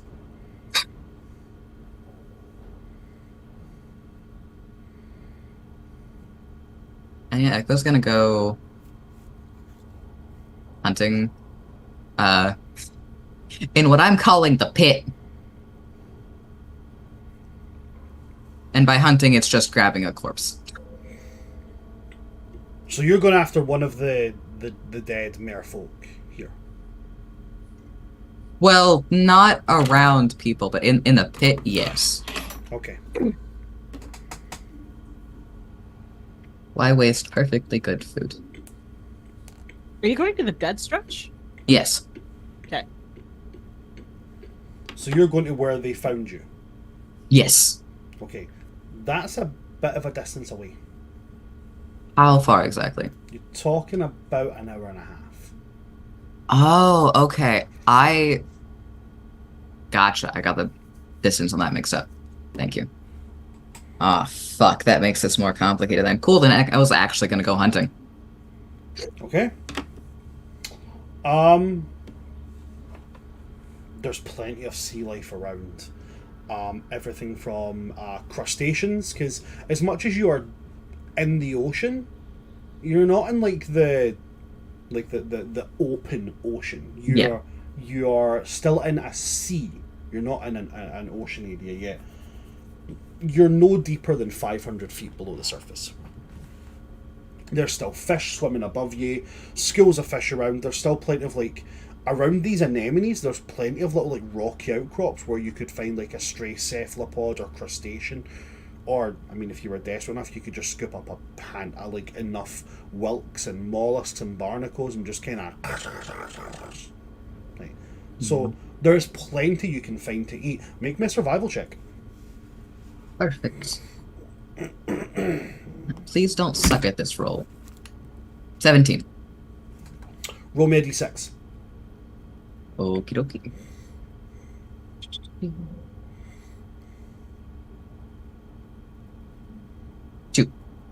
2.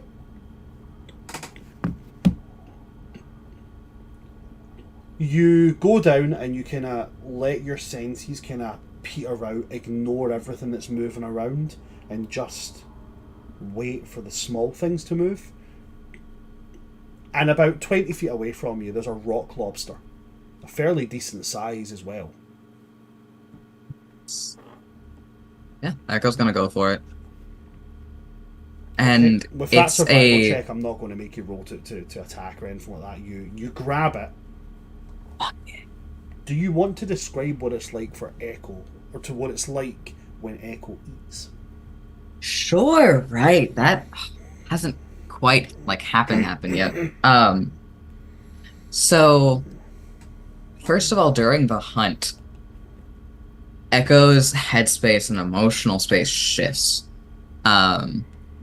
And where just a moment ago there was this affection and concern and a little bit of frustration for Reaver, it's gone.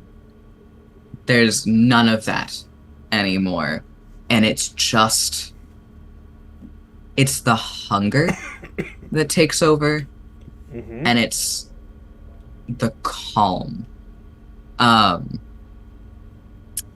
And as Echo eats, Echo picks it up and probably just splits it open without much an issue.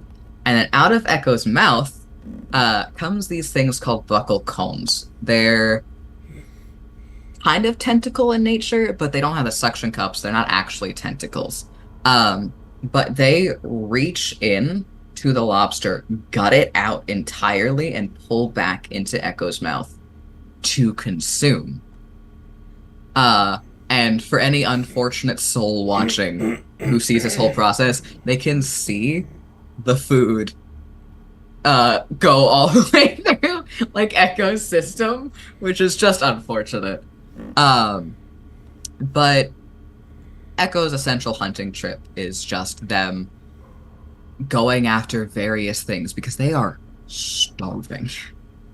And so their hunting trip doesn't end after 1, doesn't end after 2. They're probably getting up to 5, 6 things that they're eating before eventually they end up satisfied in some capacity and they start making their way back with the Reaver dagger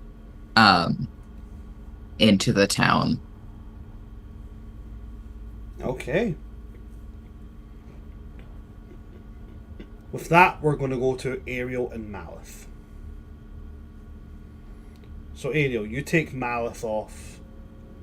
I think they just stay there as everyone's just... Alright, if everybody's dispersing, then yeah, you guys The can parts stay just- there. Oh, they gave us privacy.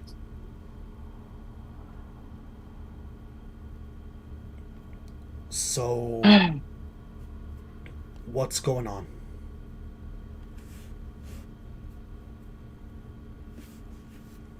How are you feeling?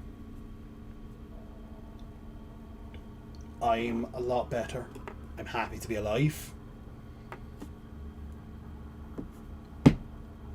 Is there a way I should be feeling? No, and it just holds a hand out to him. Puts his hand out and takes yours. And he kind of pulls him into a...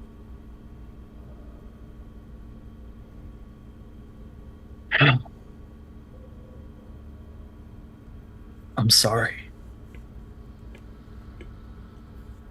And I know I don't know if you're gonna say not to or what. It's been a lot of people telling me not to blame myself for stuff like that, but for you specifically, I feel deep responsibility for what happened to you. If you hadn't been there with us,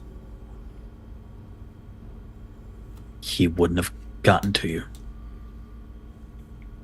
And for that, I am deeply sorry.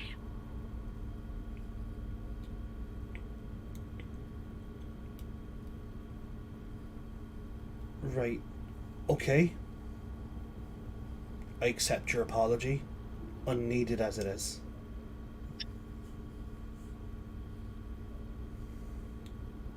And at this point, Ariel just kind of collapses. Just this feeling of this weight that he's been holding over himself finally just float away. He'll catch you and he'll kind of like hold you up and go, whoa, whoa, whoa, whoa, whoa, lad, here, hey.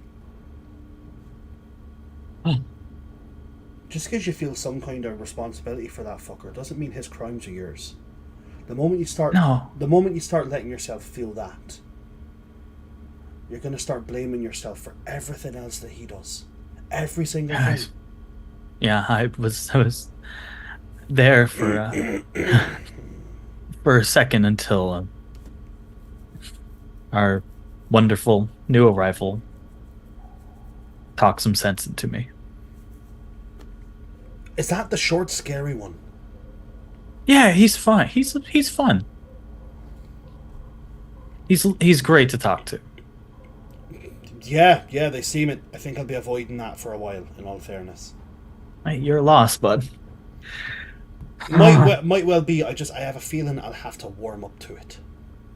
That's fair.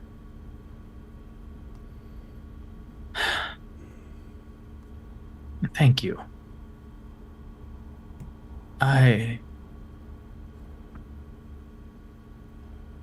I'm glad I was able to. I'm gonna be selfish for a second. Get this closure I needed. I haven't really been myself with the crew. I've been through a lot since you went down.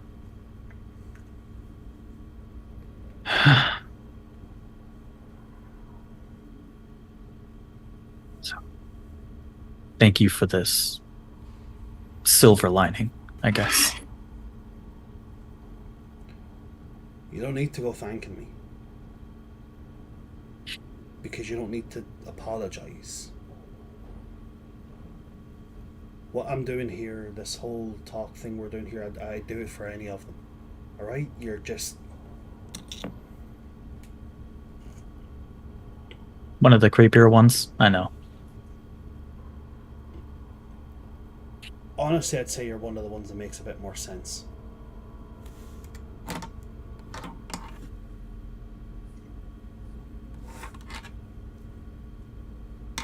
Okay.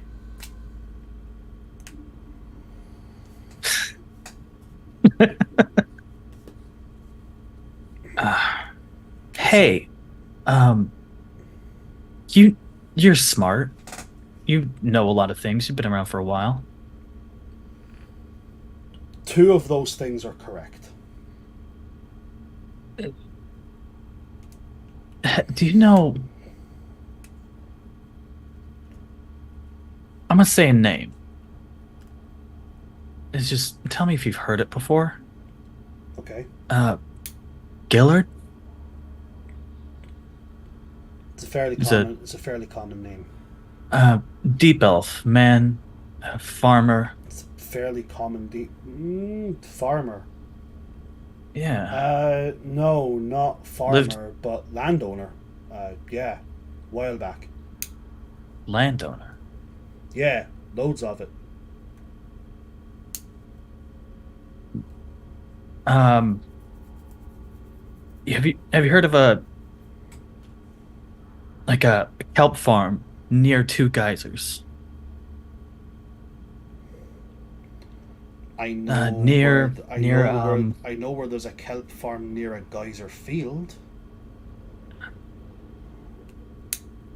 Yeah, I'm me blanking on where he said it was on the outskirts of. It was on the outskirts of the western fields. Yes. Western fields, near the edge of them. I know where there's farmland there. I wouldn't really call it a farm though. It's more like a manor house.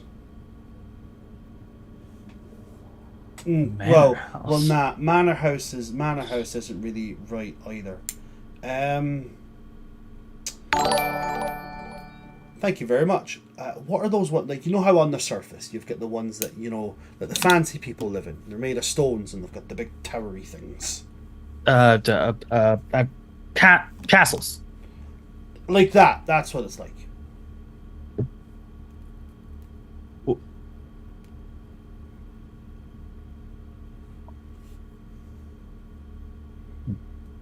What? Am I saying it wrong? No. Is there a word for something bigger?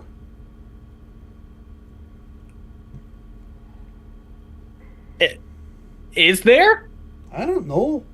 You're the one that told me I'm apparently smart and know things. Apparently I don't. Okay. Everyone's gone. Okay. Why? So when I went under in that fight, I went under. I had a vision, we'll say. It's one of your witchy things that you do. Where you I don't think it was. I think it was like one of those near-death epiphany things. Right, okay. And I talked to a man. Okay. Who said he was my father. Right. you said his name was Gillard. My wife's name was Elena, and they were kelp farmers on the outskirts of the western fields. But you're saying it was a castle? Well, I mean, there's a tiny farmhouse there as well. But it technically counts as part of the grounds of that castle, so...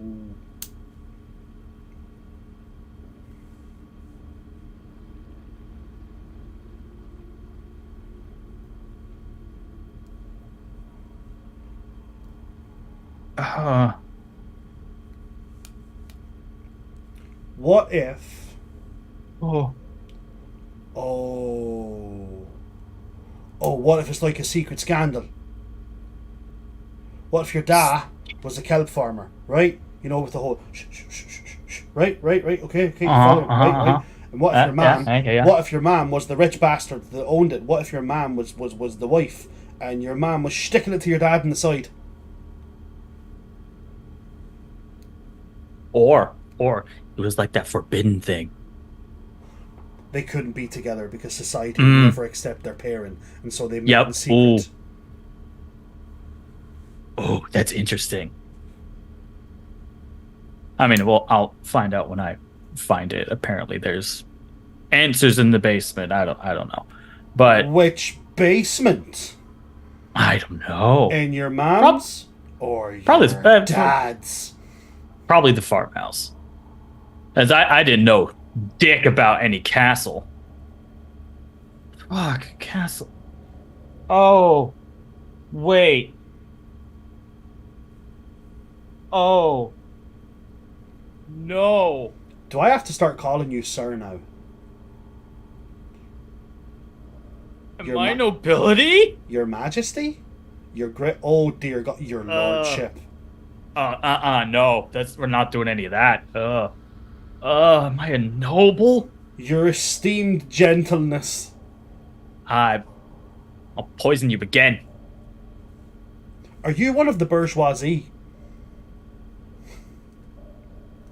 No, I don't have birds. I don't even know what the bourgeoisie are. Do they exist? I don't even know what birds are. Anyway. Thanks for cheering me up.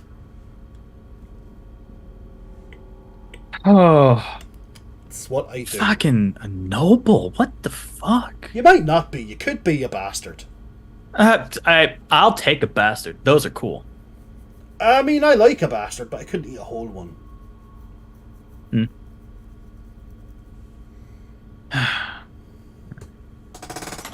Well, I've kept you long enough. You've entertained me enough. I appreciate everything. Listen, I've got some agents still in Deep Heart. Okay? Mm-hmm. I'll tell them to go take a look. I appreciate it. Hold out a hand again, just like not going for like the forearm grasp or like the handshake, just like the. He ignores the hand. He puts his hand on your shoulder and pats it twice, and then pats your cheek twice, and then goes away. Yeah, that shit's confusing. From an Irish person, that is the greatest honor you can receive.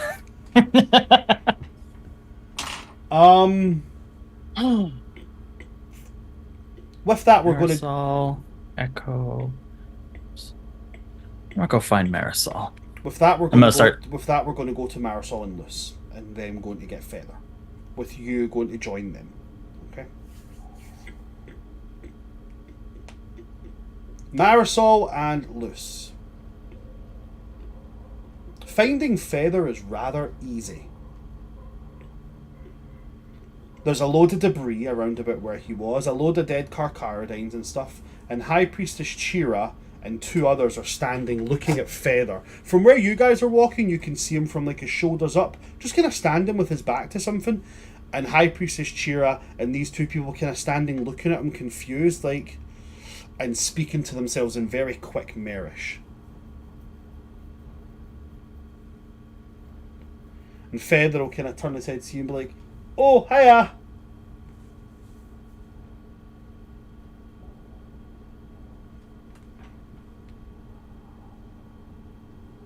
Right. Luce will just look to Marisol and just say, "It's like, all right, let's gather up Feather, I guess. Hopefully, Priestess Chira doesn't want to do something weird with him." And also look to Marisol and be like, "You want to just do your minor illusion thing, your magic-y thing, so you don't have to talk?" It's fine. All right. We have things to do, and I have responsibilities at this point. Aye, Captain. Growth! We love it when Marisol goes, "Fuck the world, I shall speak." We love Marisol. This is also accurate. It worked! Was this your plan all along? Yes. Absolutely. We've been plotting since session 1. I've been here the whole time. I've just God. started watching Game Changer. It's fucking awesome. It's great. It's so good. As you guys swim past the kind of crests and dunes here and you come around, the reason they're staring at him strangely and the reason he's just standing there in one place is because Feather has been impaled several times. Oh, my. Feather, Hello. what the hell? Well, you see, there was a lot of them, and I'm not very fast. Now, this one has nicked my lower intestine. The one here has pierced through my lung, and the one here, well, it hasn't pierced anything major, but it has a fun little rattle when I shake my shoulder. So Reaver is a knife and you are a shish kebab. Alright. Are you about to become a necklace again? No, I'm not near dying yet. It would take a lot more than this. However, they think I'm going to die. They're confused that I'm not bleeding, and they keep asking me what I can do to help. I keep telling them to pull the spears out. They're not listening because they think that'll cause me to bleed out faster. Could you both please be the greatest of darlings and please just pull the spears out because I am not strong enough. She's not even going to let him finish. She's going to start pulling them out mid-sentence. Alright. So you pull the lower testing one out, throw it down. Marisol, were you grabbing one or are you just letting Luce do it? I am gonna let Luce do it and go over to Priestess Shira in order to hopefully not have a panic start and just be like, I understand that this is confusing for you. I don't know exactly how to explain it, but this man, he does not have blood Weird or a surface beating magic heart. shit. Pull out the second one and a chunk of lung comes out with it and he goes, Oh. I always forget they look funny on the inside. Oh, just weird surface magic shit.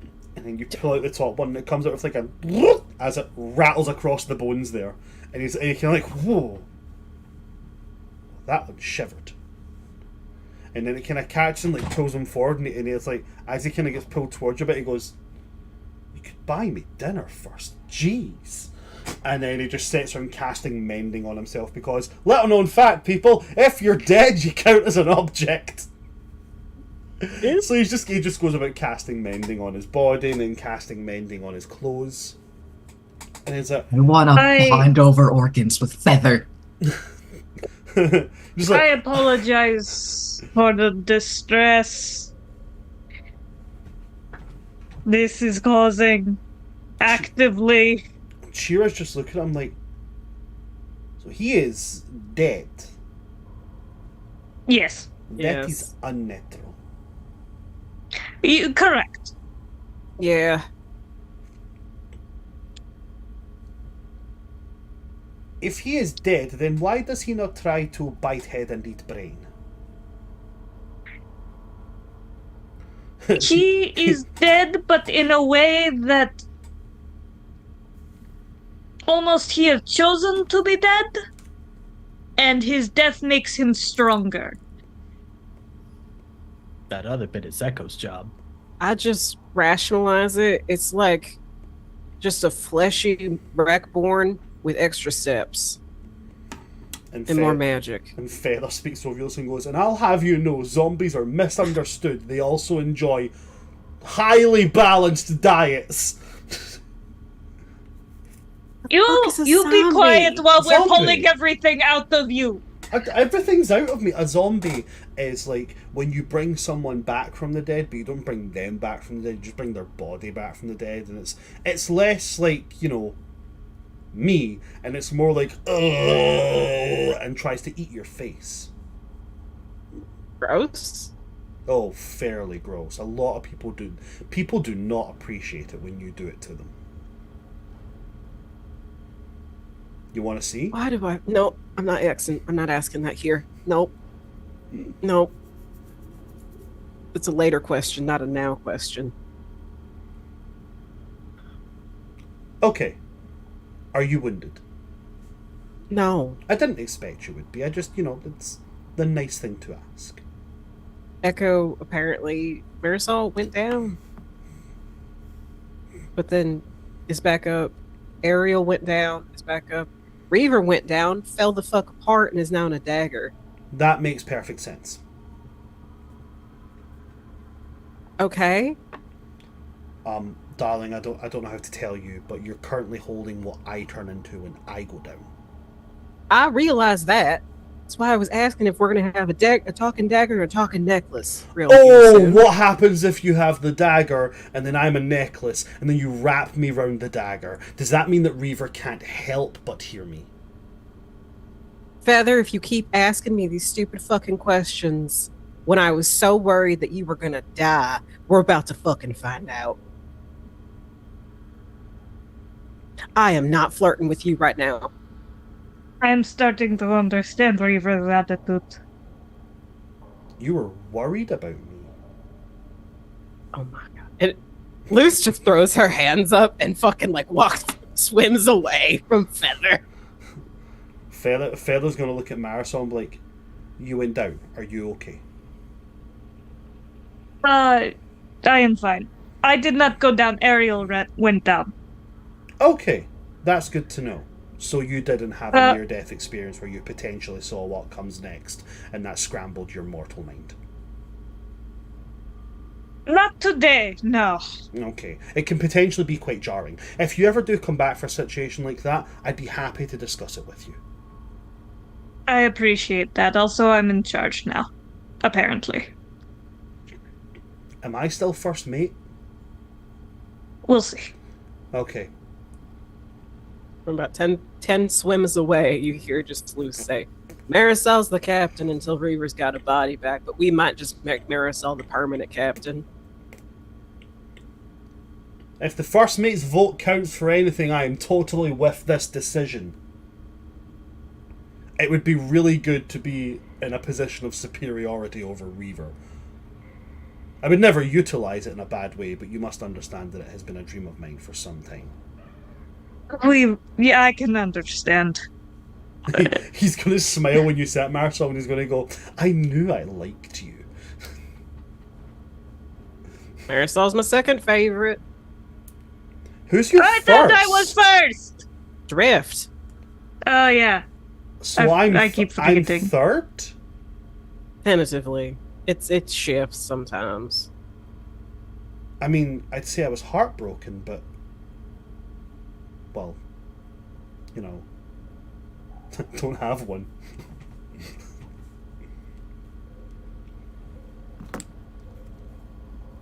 So Alright, before we what are we doing now, Captain Marisol? Before we depart, I'm gonna ask High Priestess Shira if her people need anything or if she needs anything after what just happened. Upon the revelation that not only is Feather not alive, but willingly undead, High Priestess Shira's kind of like, We will give you what you need to continue on whatever journey you are going, but you have to leave and take that away from here. You know what? Yeah, I can understand how that might happen. Okay. Let us as a crew regroup. And we will get out of your hair. Okay, please do so away from our dead. We do not want him to be stealing parts. He will not steal parts as long as we are all here. Feather. They've understood now what he is, and they have these sea merfolk are all think of them as very much in line with like the Raven Queen. Like anything that is dead is unnatural and must be destroyed, must be killed. But they're aware that Feather is a lich and is therefore incredibly difficult to destroy. So they're like, we've just been attacked, we don't want to then go into combat with you and all your friends, so just leave. Take what resources you need and just leave. Okay.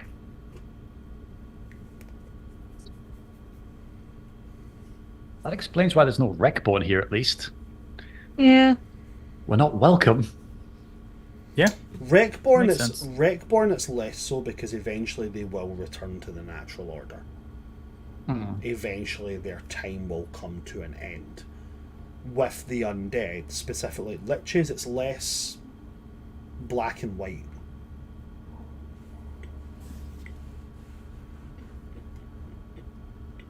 But now, with that, as you guys move off, Ariel, you can bump into them as they're leaving. And Feather will see you and kind of wave to him like, "Hello, I was impaled." Yeah. Yeah. Nero just swims by loose and doesn't really acknowledge. Just heads right to the two of them. Well, I learned something. Apparently wasn't manners. Luce is looking for Malice. She's not even paying attention to Ariel. That's fine, but Feather just saw you like swim right past Luce, not even say or do anything. So Feather's reacting to that. I understand that you have learned something. I imagine we all have a lot to catch up on. Let's get Echo. We are going to get together. We are all going to share what's happening in our minds right now, what our next step is, and we are going to go from there. Aye, Captain. Luce, you This was swam off. strange. Swam off to find Malith, yeah? I'm just looking for Malice. Like, if I Okay. can see, I'm not leaving this group. I'm just looking around to see if I can pinpoint where he is. He just seems to be packing up some supplies outside of the large structure where he was being held and being healed and such. Marisol, Yes. I'm gonna go check in with Mal if that's fine with you. Very well. Ariel, do you have any idea which direction Echo went off in? Well, I believe he went the opposite way you guys did, and ipso facto, I went. So, back that way. Very well. I can swim back and find him if you want. If you don't mind. Will do. I'm double back and start looking for Echo and Dagger Reaver. Lisa's just gonna try to catch Malice eye. Does whistling work underwater? Yeah. Yeah, she's gonna do the equivalent of the whistle to get his attention, Okay. and then Nah. just make a motion of just when you're done, come back. So she's not going to bridge the gap between them. She's just going to wait and see if he comes to join them, and she's just going to stay in the in-between section. Are we back by Reaver's dilapidated wreckage? You're nearby it. She's going to just go near Reaver's body and start trying to, like, put everything in the same area. Okay.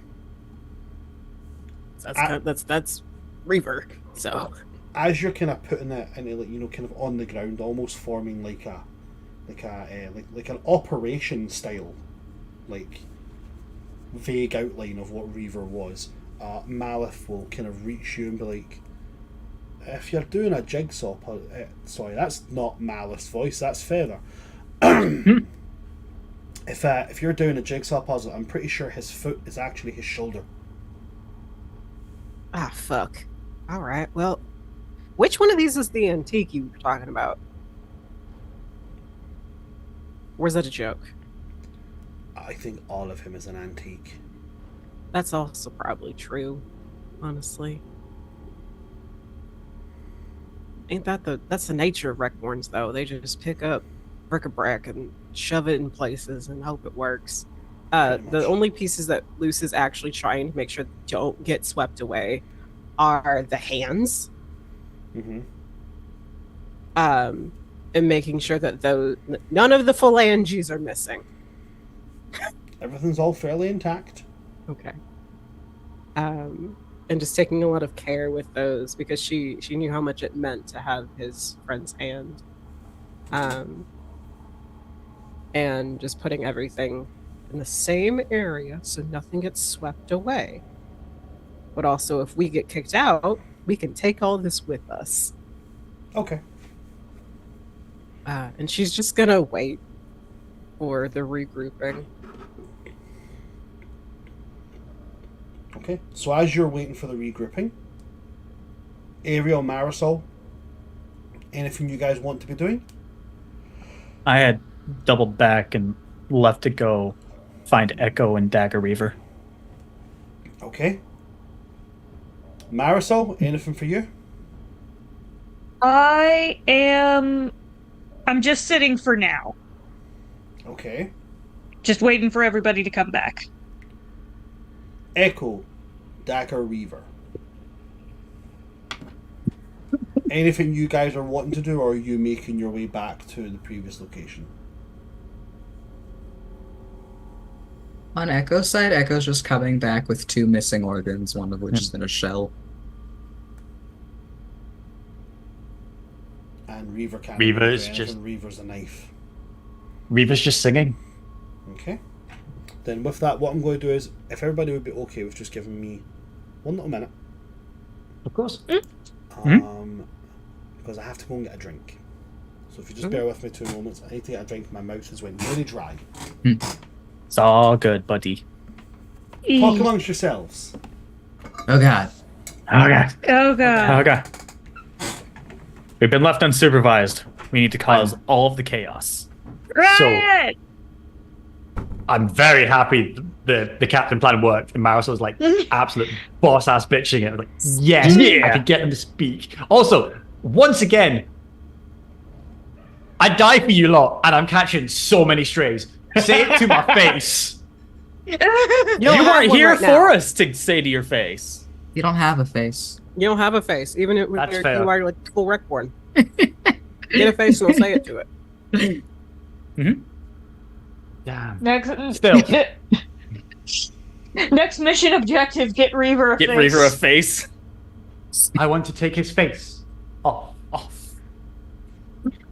It's a plan with Thresher's head, wasn't it? Yeah. That was. And then but he kept it. They kept running.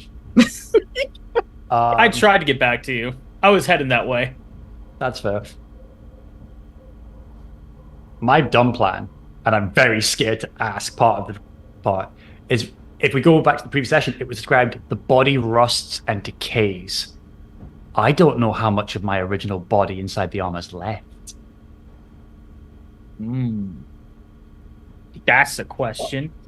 Yeah, very That scared is to a ask him, like, question. hey, Grumble's hand might be gone, and that's going to be, oh boy. So I had Loose look for it. Yeah. I'm also going to get you to shove me inside the dead megalodon. Oh. I'm going to take those bones. Ooh. Be taller. Interesting. Oh, yeah, no. Reaver's whole mentality, I need to get bigger and stronger. I ain't going down. And that thing was the first thing that's actually took me down. It's mine.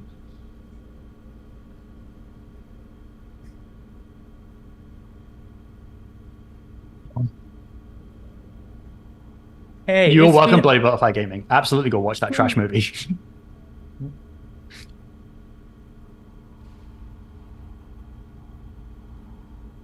I'm lost. What? Face What? Off. Oh, yes. Fantastic movie. That ain't trash. What are you talking about? No. John It's Travolta. good because it's trash. Fair. Nick Cage is an amazing actor in the sense of it's the Nick Cage. You don't Yeah. watch Nick Cage and go, the plot's going to make sense. No, you watch Nick Cage to see Nick Cage do Nick Cage things. Mhm. I mean, why else do you watch Wicker Man if not for Not the Bees? Not the Never bees. seen Not it. the Bees! Never seen it. Is it the Hey, we unbearable actually weight of had massive- The kind of a unbearable weight of- happy. Go ahead. Go ahead. Oh, We were on the tangent. You've got an actual point. Go ahead, buddy. I was just gonna say we actually had a semi-happy episode. Look at us. Yeah. Look Yeah. at us. Look at Fuck yeah. look at us. Wait till I get a body again. Wait till Yeah. you buddy. Wait till you get a body again. What are you Yeah. gonna do first? I'm not going to say. We'll see who is around me when I get a body. Okay, who are you gonna punch first? No one. I can't. Rule 6 or 7. Crew. Yeah, that's right, crew. Don't attack the crew. Yep. Hmm. Reaver is literally bound by code. Now here's the question, because rules and wibbly wobbliness and stuff. Mm-hmm. Would that slap on the back of the heads sometimes people do? Would that break the code? No. No. It's not an attack. Hmm. And It's so for just example, a redirection. well, because but that question then, Luce and Reaver dancing would break the code. It's unprecedented assault. Yeah. It's hostility. Yeah. It's the Gotcha, intent of gotcha, hostility. Gotcha. Echo It's like broke it's like the the whole thing code with the Lime. second they got up from the hole. It's fine. You were getting Echo hot. didn't know the code. No, but neither did Ariel. Mm-hmm. But Echo was already part of the crew at that point. So Yeah. Echo did break the code. But, Yeah, but so was if it's Ariel. not brought up, No. then But it's there's not a whole- it's a non-issue. Yeah. Yeah, it's only an issue if I call it out, which again, Yep. with how we've not touched on for the people watching, we've not touched just exactly what Reaver's crew were, but the hints are there when Reaver does not give a single care about Echo's needs, and in fact is likely to comfort them. Thoughts will need to eat people. Yeah. That's another thing Reaver would notice, Mhm. by Echo the way. needs nom-noms. Mm. Yeah, Echo's nowhere near fully satisfied with what they've eaten. Mhm. But that's another thing about that.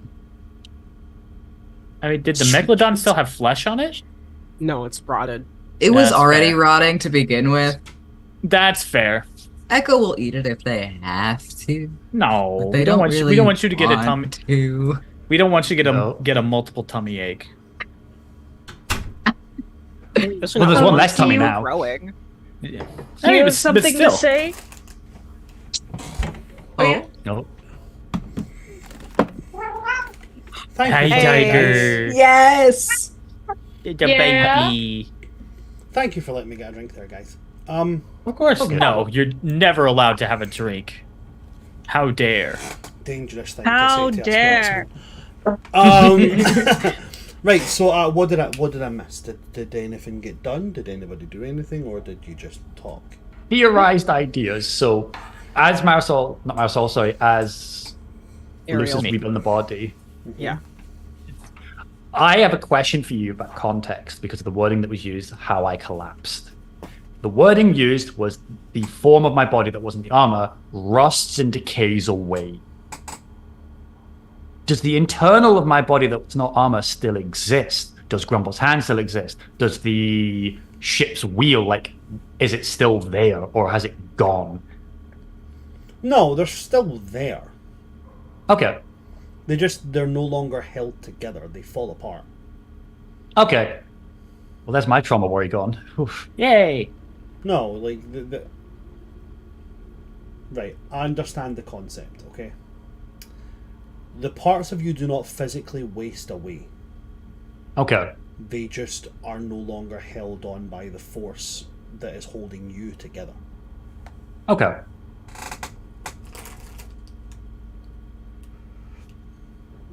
Oh, that's far too hot. Then yeah, it's just the group coming together as Ariel, as I believe looking for Echo, and Luce is playing. I'm gonna say Jenga operation with a bunch of parts. Yep. And the only thing that was mentioned is Selkie informed both the crew, as in those who are watching, and obviously for Reaver, that they aren't fooled. Oh, okay. Feed me, Seymour. Feed me. They're used to eating people. Not people. Does it have to be human? Yes. Humanoid, Feed at me. least. Does it have to be mine? Feed me Seymour. Feed me all night long. And that's as much as we Copyright. can have before we get DMC'd. Yep. Yep. I wonder if Echo could eat Feather. Ooh. Because he would just he would just form a new body.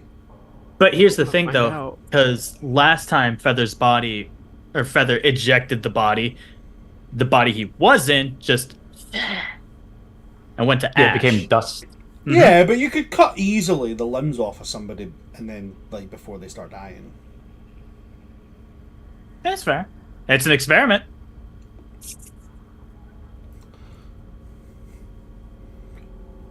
This Anyway. This Anyway. crew. So as the party comes together, Mhm. Ariel, as you go to find Echo, Echo is returning. So I'm missing 2 organs. Yeah, you are. What? Are you okay? Oh, Echo doesn't say that. Oh god. Oh, no. okay. You can just see it because Yep. Echo is see-through, but no, Echo does not come up to you announcing. But Ariel still says this, oh shit, are you okay? One was broken. One is in here. And then opens it to reveal the beating heart. And then closes it again. I would ask why, but somehow it doesn't seem out of the norm for you. And I mean that as an entire compliment.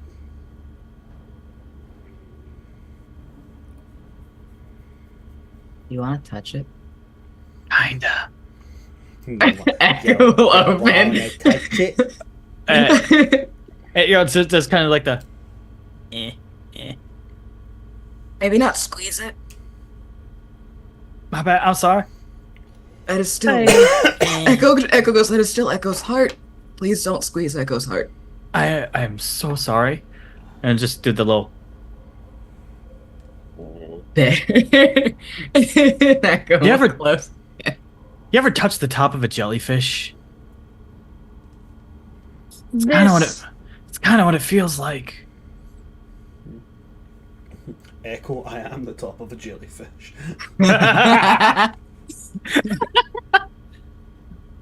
Let's go meet back up with the others. They're all doing something. I just realized something. Thank you, Ariel.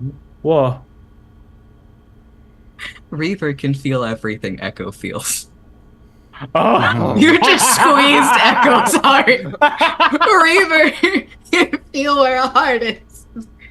Squeeze. Don't worry. It's yep. Mhm. Oh, Ooh, sorry. actually. That was my realization. Hey, Echo. Hmm. Is he's still in there, yeah? I certainly hope so, yes. I mean, Echo knows it. Captain. Oh God, I don't know. Do I continue to call you Captain? Fuck it. Reaver.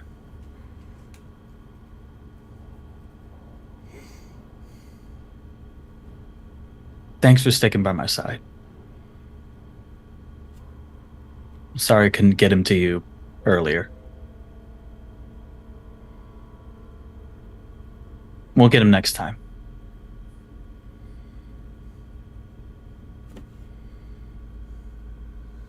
Not gonna answer. Yeah. Not while I don't have a body. I don't like that. Echo looks up at Ariel and kind of just. I don't know. You're the one that hears him. Oh no, I'm still singing the entire Oh. time. Echo goes. Echo hears him. He's just not responding to you. Don't know if that's a good thing or a bad thing. Echo does not know, but Echo thinks we should probably get back.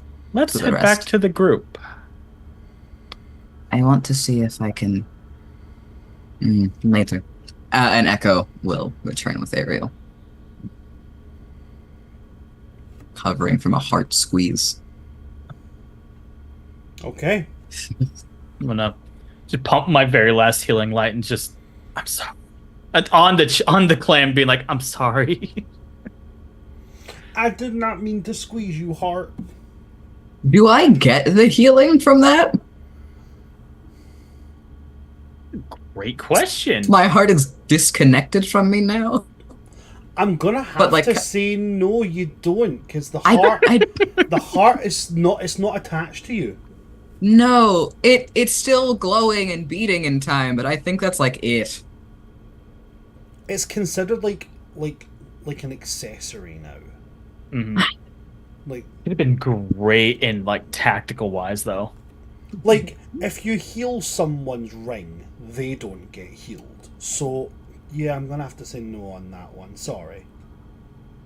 That's fine. Not a problem. That's cool. We've broke the game enough. Let's not. Precisely. Yeah. We're good. It was mostly for It feels a RP little reasons. better. So with that, as you guys all eventually come together, Luce has arranged Reaver's body back into a shape that is recognizable as Reaver.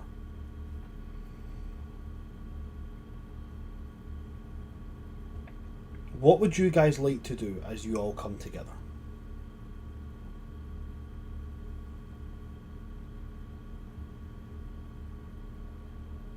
Yes, Marisol will sort of stand up and just be like, all right, a lot has happened today. Entirely too much in my opinion, but we have some things to sort out.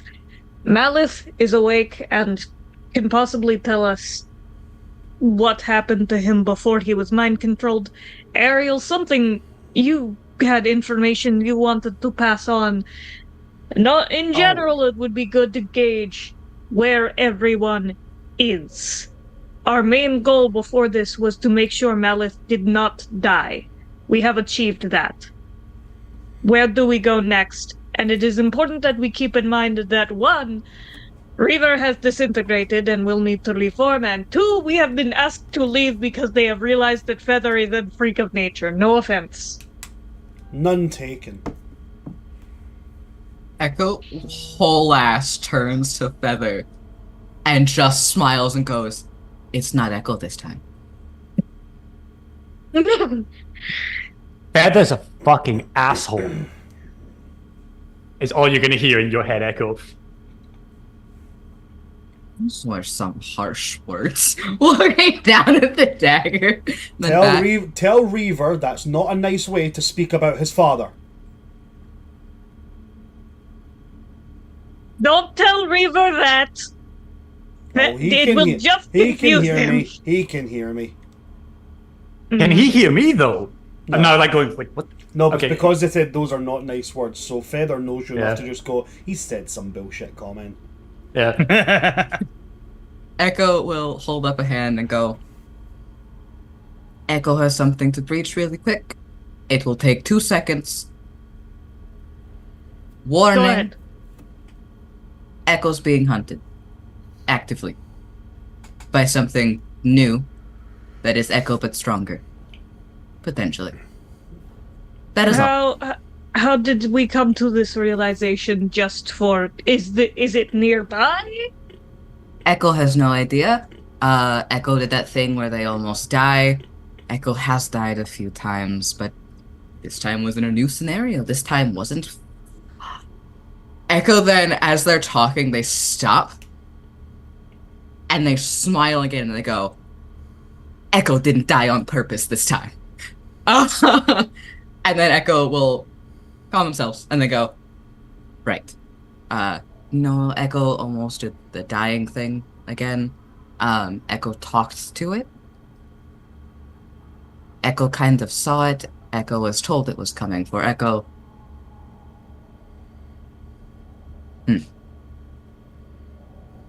Well, Okay.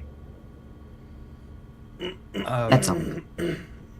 I think I speak for the crew when I say nothing's going to be killing you.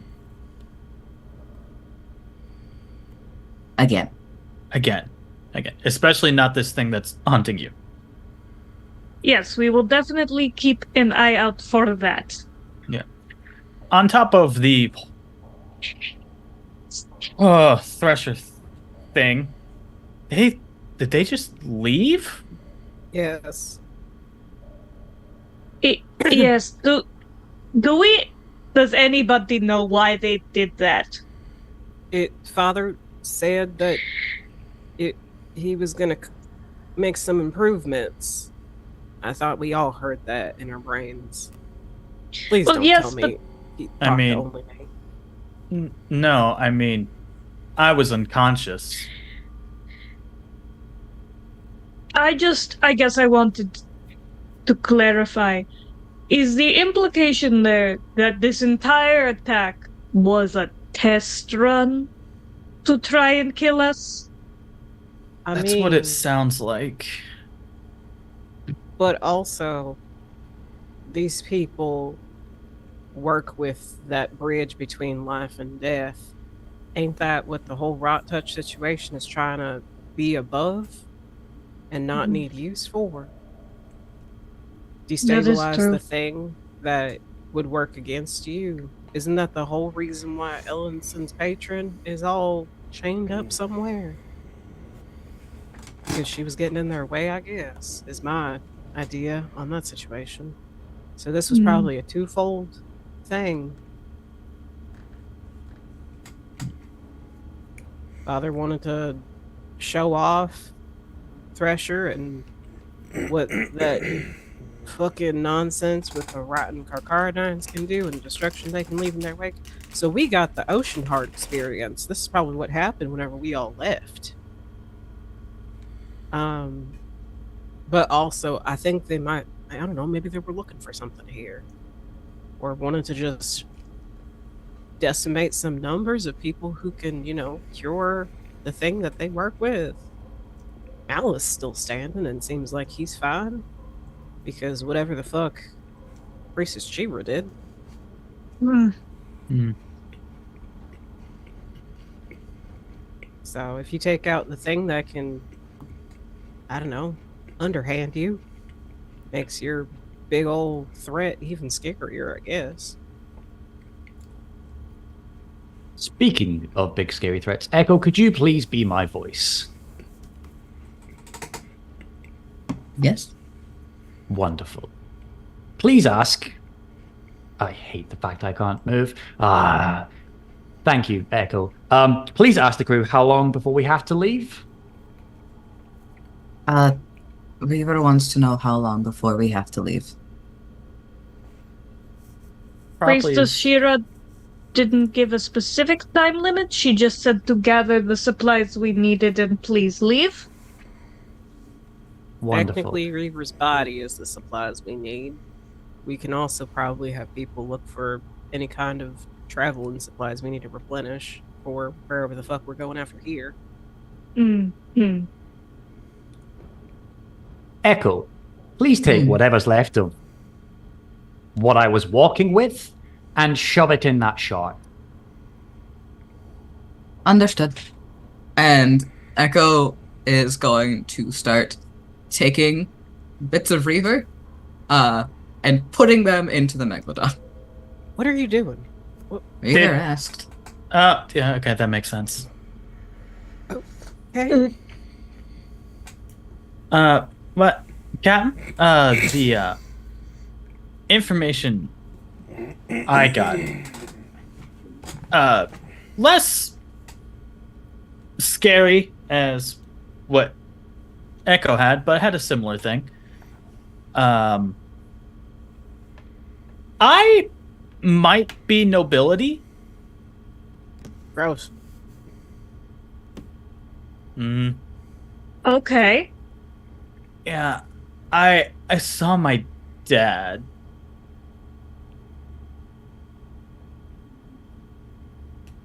Unfortunately, both parents turns out are dead. I am sorry to hear that. It's fine. I didn't know them at all. But I found out I have a sister, and she's been taken by the Rot Touched.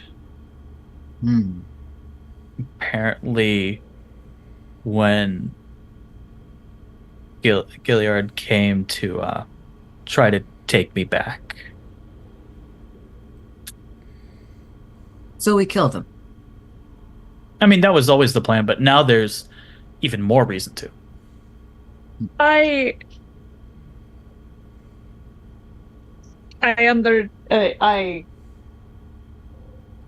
curious as I have a lot of questions. Oh. But Please. given that information,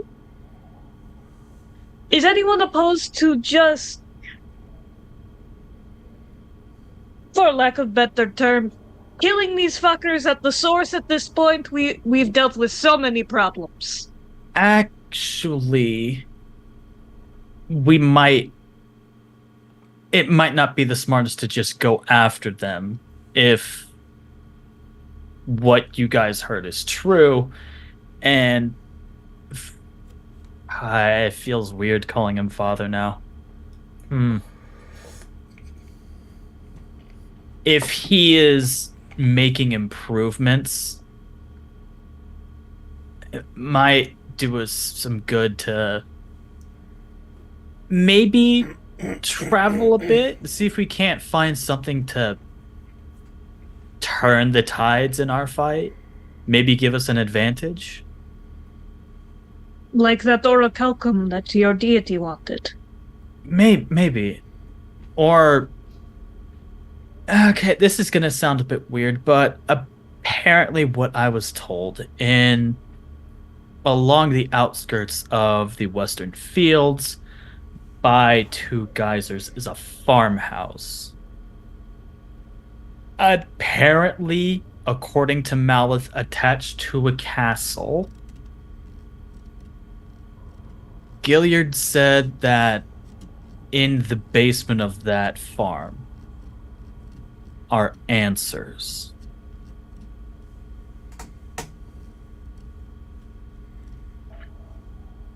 Can Luce make the inference that this is about Deep Heart? Seeing that Ariel's a deep elf, Yes, that would be a fair thing or to a deep assume. sea elf. Luce is going to fucking glare at Malith.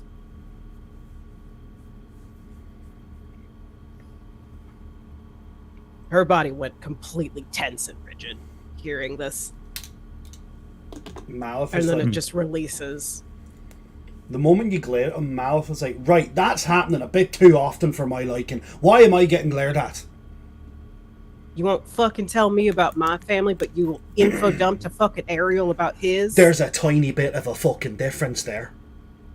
If that wants nobility, but you can't tell me about the Glimmertide family. Echo, if they start a fight, break it up. Break their arms if you need. Understood. And Reaver. The emotion drains from Echo when they answer.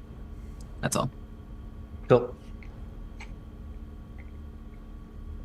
Feather just lifts his hand up and is like, if you want, I can get it out of him. No. It's the principle of the situation. I've known this fuck for 50 years. It's the principle of the situation that you're asking me to do something that I've never ever done for anybody. Alright. Fine, I'll drop it. And the tension leaves Luce's body.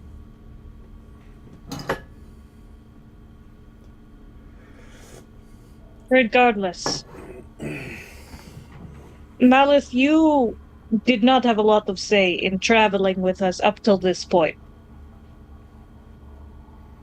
I don't know where you stand on continuing your travel with us now that you have more of a free will. But I will say this. While I don't fully understand every part of it yet, to be with us is to be part of a crew. It is to live by the code, which means we don't hide things from each other. And that is where I'm going to stop you there, Marisol. Not that I don't love you all dearly. I have my own people to look out for. We have our own code, our own rules. So, I'm not looking to get joined up. I appreciate wholeheartedly that you all dragged your arses halfway across the fucking 9 bodies to get me here and make sure I'm alive. And I'll repay that back to you. Each and every one of you, individually. Anytime you need a favour that the Deep Tide can help with, you ask. But I have a creed to follow. And that's that.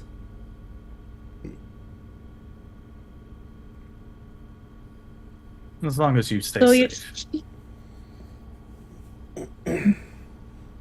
So you'll be leaving us then? I'll be making my way to the nearest Deep Tide safe house. And then I'll be checking up on some things that I left unattended. Can I hear that as Echo's moving the body parts into the Megalodon?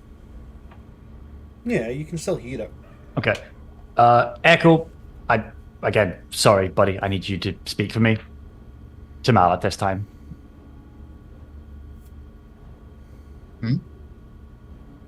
You're not going to understand, and that's okay. I'll explain in time. Ask Malice, does the oaths finish now, or do I have to get them to that hideout? Echo is going to place the last bit of what they were holding into the Megalodon and is going to then swim down pretty much directly in front of Malith, but not uncomfortably close. We have a little bit of a friendly distance. And Echo is going to speak, and mind that Echo speaks fucking weird. It's that dissonant all around you multiple voice type thing. Mm-hmm. And Echo says, Reaver asks if the oath is fulfilled, or if he has to get you to a safe house first. If he's talking about when he made an oath to make sure that I was okay and alive and blah blah blah, don't know. I don't talk to gods. I'm breathing.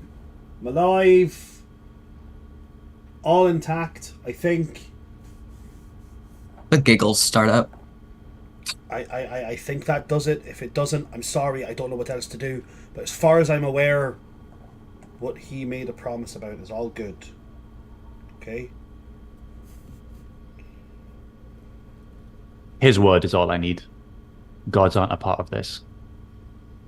Echo. That could also be completely wrong, but that's in Reaver's opinion. It's the oaths are between people. Echo then goes, kind of towards the dagger, back to Mouth, and goes, Reaver says your word is all he needs. So, As far as I'm concerned, I hold your oath fulfilled. Go be at peace. God damn it. Piece in pieces. Am I supposed to, do I have to do it in the name of the Father, Son, Holy Ghost, head, shoulders, knees and toes, turn up your nose, strike a pose? Hey, Macarena. Macarena. Echo's just turning towards the dagger with part of them holding their fucking heart under their arm like a football with the other, just like, don't. Echo thinks that's all. Reaver hasn't spoken. Grand. I'm glad to hear that. All right. Well, Oh, what a hit, man.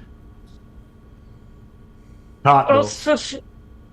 oath fulfilled, and if you have given all the information you are willing to give at this point, I ask that, given that Ariel is our navigator, you give them the directions to their homestead, and then kindly be on your way.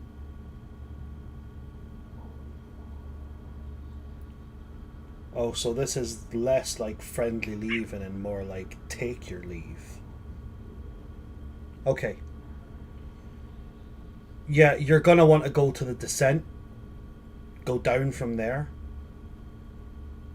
And then go as if you're going to Ocean Heart. But under.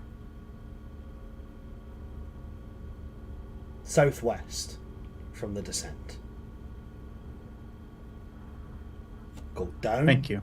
And down and down until you can't see anything, and then you go southwest. Mind and avoid the big beasties. And now, as I've been ordered to do, I'll take my leave.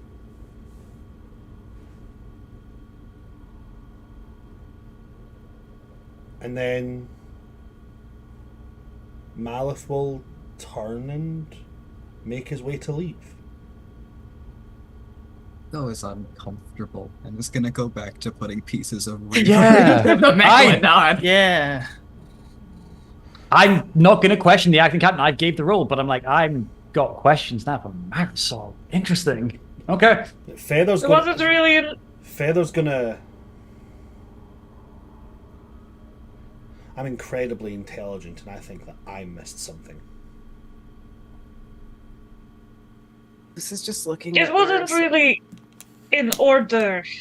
He said he wanted to leave. I thought that he wanted to leave now.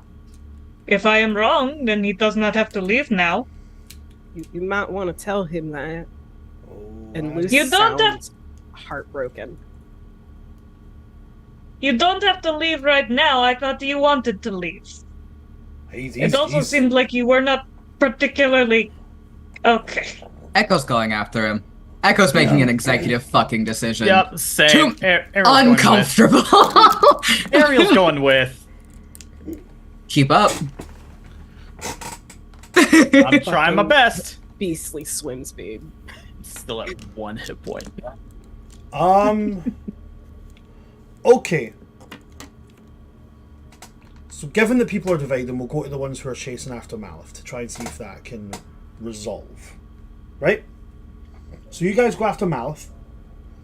Malith is... To not give away parts about his character, he is capable of achieving quite a high swim speed. Okay? So he's picking some speed. Ariel, with the capability of like dashing and such, what's your maximum swim speed? 60. 60? Yeah, there's no chance you're catching him. No. Not a chance. Echo, your maximum swim speed, what's your capability?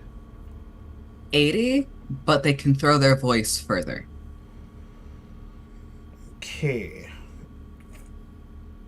Then, in that case, you won't be able to catch him, but I can justify letting you make a persuasion check. Now, the one thing I will say right now is, the persuasion check will be at disadvantage. I'll explain the reason. Is that Malith realistically does not know Echo. No, that makes perfect fucking sense. I'm a little fucking weirdo he doesn't know. Could I assist since I'm coming with? But they're throwing... Okay, so let me ask, how would you assist them in throwing their voice? I've got one, if you don't mind. Go ahead. We'll go Oh, no. Yeah. I don't know. I was just trying. Just throwing whatever I got at the wall, seeing what sticks. I can probably help this persuasion assistance. Let me check something real quick, though. Oh, fuck While it, this wrote it down, checking that's is right. happening, I'll be back in 2 seconds. Same. Go for it. I will just double check with Bran, and the rest of the crew.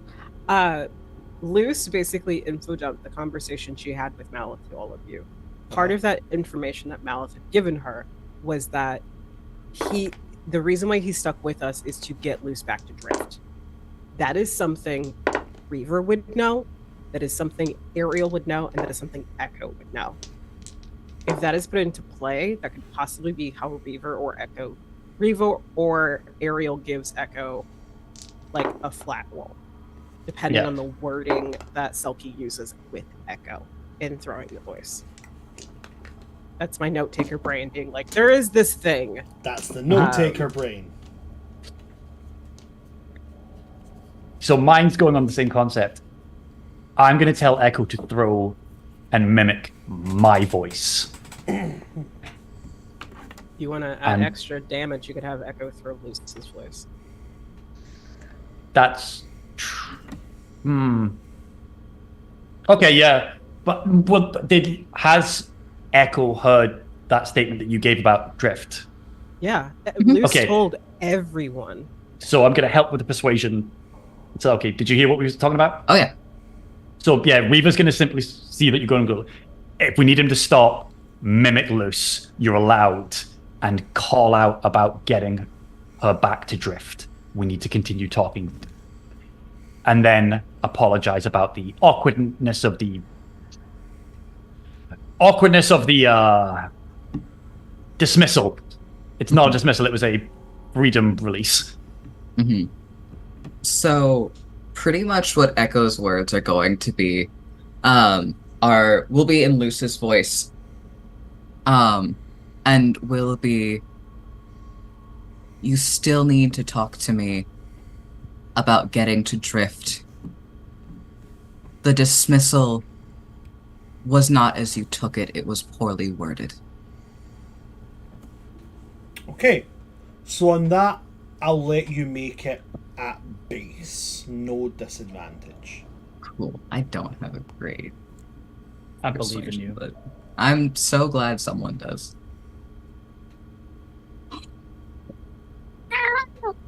The tiger buff?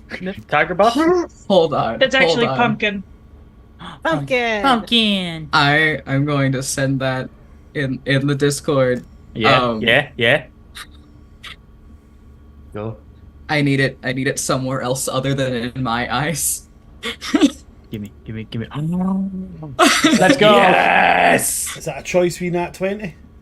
Mm-hmm. That is a nat 20 for a 21. I was like, Nice. roll, hands up. Alrighty. On a 21. With the nat 20. And when Echo mimics Luce's voice, so the first time Echo mimicked Luce and mimicked everyone, it was kind of uncanny valley level because it was correct but not correct. Now it is perfect.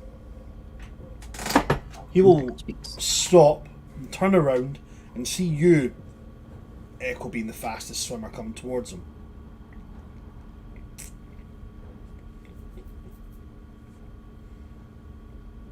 And he'll stop and go,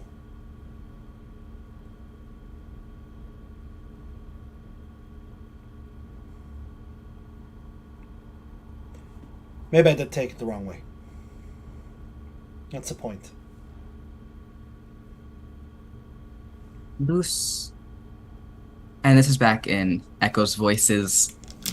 Echo will get close enough to speak comfortably, but not too close to invade any personal space, and will go, Loose still needs you. You're fairly new to the group there, lad. Luce hasn't needed anyone for a long time. Well, then you're Bullshit. stupid. Reaver will actually from the daggers go, bullshit. Oh my god, it's the two of them in tandem. And it's not said with any heat or like malice to it. It's not said as an insult, to be very, very clear. Mm-hmm. And then Echo will continue and go, Echo can read Luce. Echo knows how Luce feels. Echo does not need to have been with the group for long.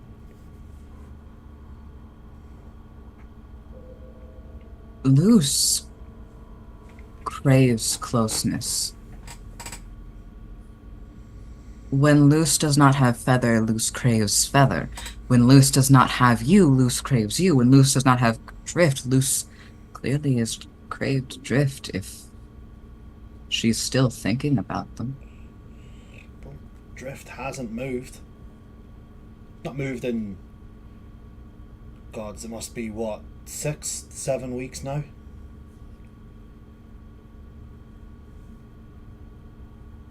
How do you know that it's not been moved?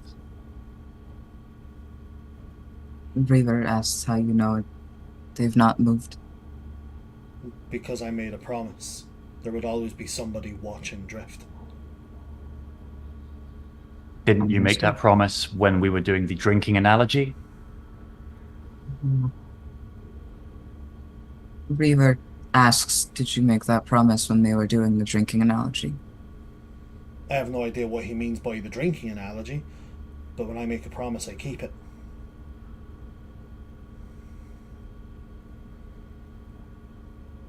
The mind scrambling, Echo. I'm referring to when he was mind controlled. Reaver has informed Echo that he was referring to the mind control, the mind scrambling. Remind me, I'm fairly sure he made the promise after you guys were broken out of prison. Nope. It was part of the deal of us going. Yeah. No, I remember that part. I do remember that part. But then afterwards, there was a conversation had where Luce told him what he promised, and he says, "Well, I will do that. That doesn't change." But he's had no ability to have sent anything off, is the point. Yes, he has. Oh, Well, he was I've missed that part. unconscious? No, well, not while he was unconscious. I need to know Mallet's fucking stat blocking. It's giving me anxiety. It's nothing to do with stat block. Bear in mind that you stopped off in places before he was knocked unconscious. In Razor Citadel, yeah. Because Okay, he went yeah. down in the temple. Yeah. Okay. It's been by my count of days, it's been 2 weeks plus a couple days since Oceanheart. It has, but he's taken into account time since he knows that Drift last moved. Yeah. And as far as he is aware, that it has been, by his count, 7 weeks. As in, from the point that he became Compos Mentis, he's then went, oh shit, I should do a touch-in and check up. He's put in a timeline of about 7 weeks, roughly, based on other members of the Deep Tide who have been by, who have come along and seen, roughly about 7 weeks, which is a fairly short period of time. Wreckborn can go months and months and months without moving. Okay. With that being the case then, Echo, please tell Maleth to touch the dagger. I need to speak to him. I don't want to use you. I would like to speak. Echo will stay facing Mouth Sam and go, Reaver would like to speak with you directly. Okay. Would you be willing to touch the dagger? I mean, And Echo will pull it up and... if I don't, is he gonna stab me with it or something? Like... He hasn't ordered Echo to, so unlikely. He'll reach out. I'm never gonna order you, and the worst part is, as the word is like, I'm never gonna order to stab you, and you'll probably get to the point of to stab you is when you get the touch. Those are not words you want to hear coming into a weird telepathic communication with a knife. It's not. No, don't worry. I'm not going to order anyone to stab you. I want to clear the air. Marisol is acting captain while I can't do anything. I am aware. I Yep. have ears, I did hear. The voice is wonderful, but conversation, I'll help her with it. Our oath is done, but I still promise to keep all you and your family safe, and you would do the same for me. Anytime you need us, my table is here to be ready. Take care of yourself. Luce does care far too much about all of us. Luce just has the emotions of a bit of wood. That you can perceive. No, that's not true. If you cast a spell on it, a bit of wood has emotions. True, I mean, You I'm have an no idea example. what you're talking about, do you? Just Echo just mumbling to themselves, holding up Yeah. this knife. Look, you know Luce because of finding Drift and finding Luce through Drift and existing via that.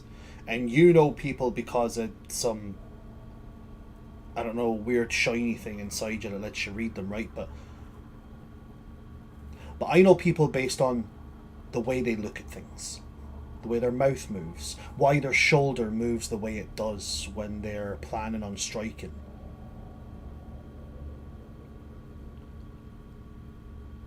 Luce swung an axe at me. What? Middle of combat. Nobody else around. I stop moving. She keeps moving. She's never done that. In combat, me and Luce have always been like...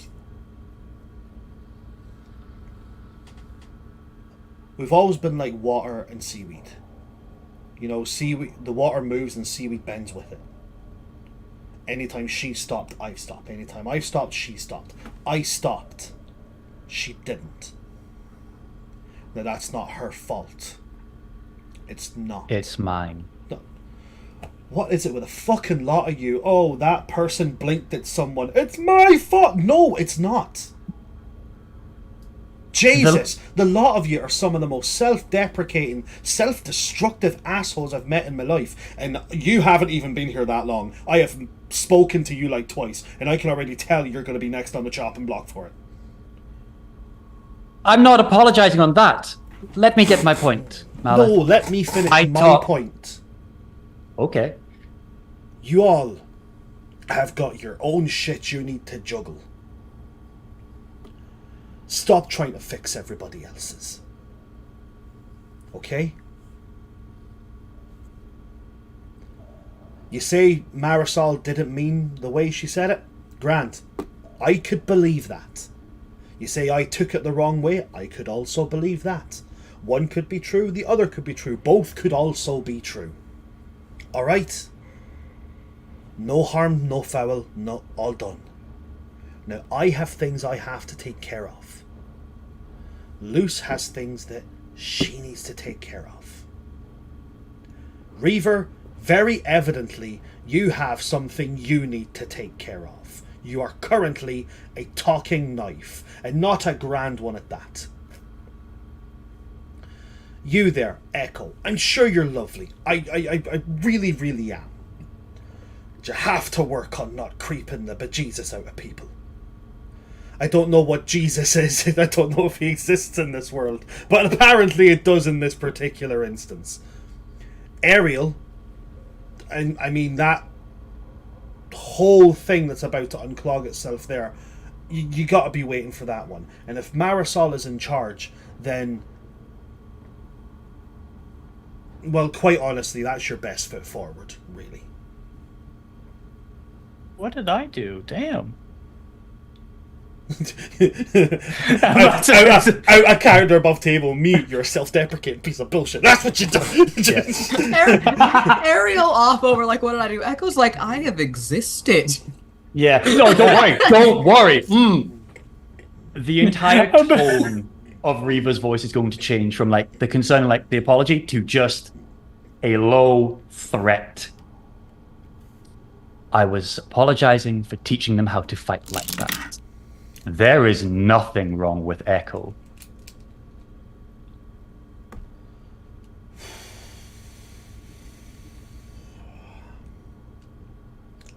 Okay. Fine. You're right. Nothing wrong.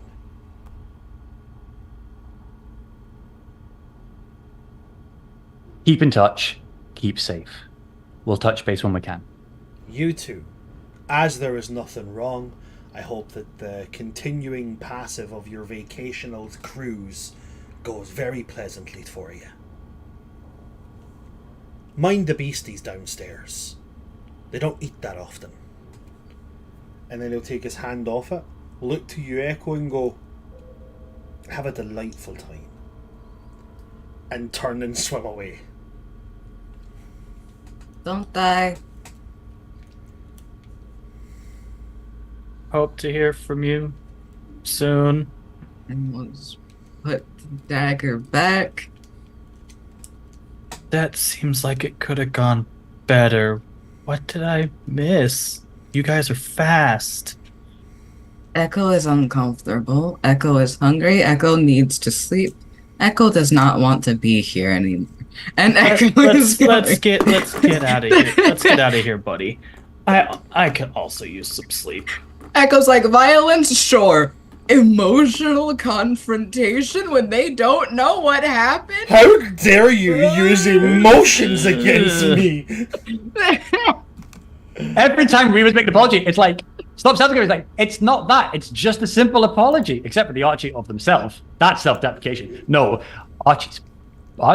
Reaver's pissed.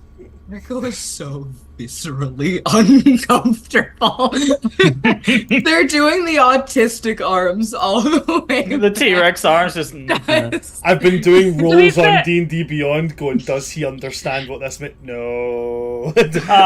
Intelligence rolls, come on, buddy. You could, like, laws of statistics says you're going to get above a 10 at some point. No. Ah, Oh, that relationship soured. the dice tell a story. Yep. So, Oh. they return to you all empty-handed, and Feather's just going to see you guys coming back, and then just lean in to you, Luce, and be like, I don't think it went well.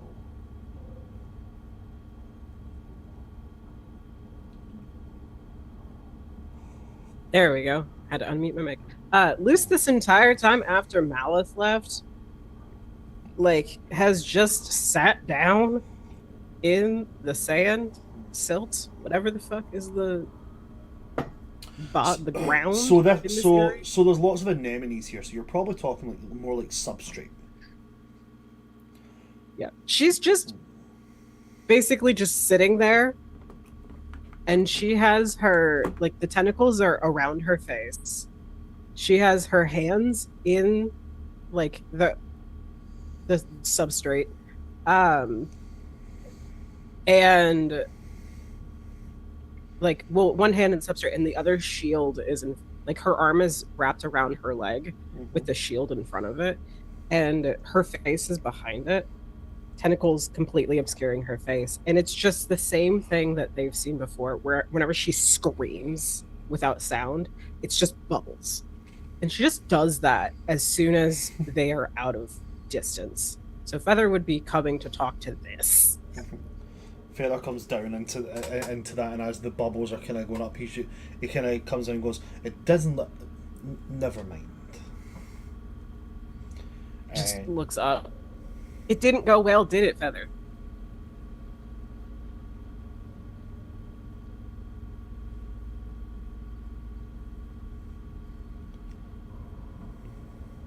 You look lovely this evening. And just tentacles once again going down, and she's just, there's no bubbles, there's no screaming this time. It's just her resting her forehead on her knees. Thank you. I appreciate the compliment.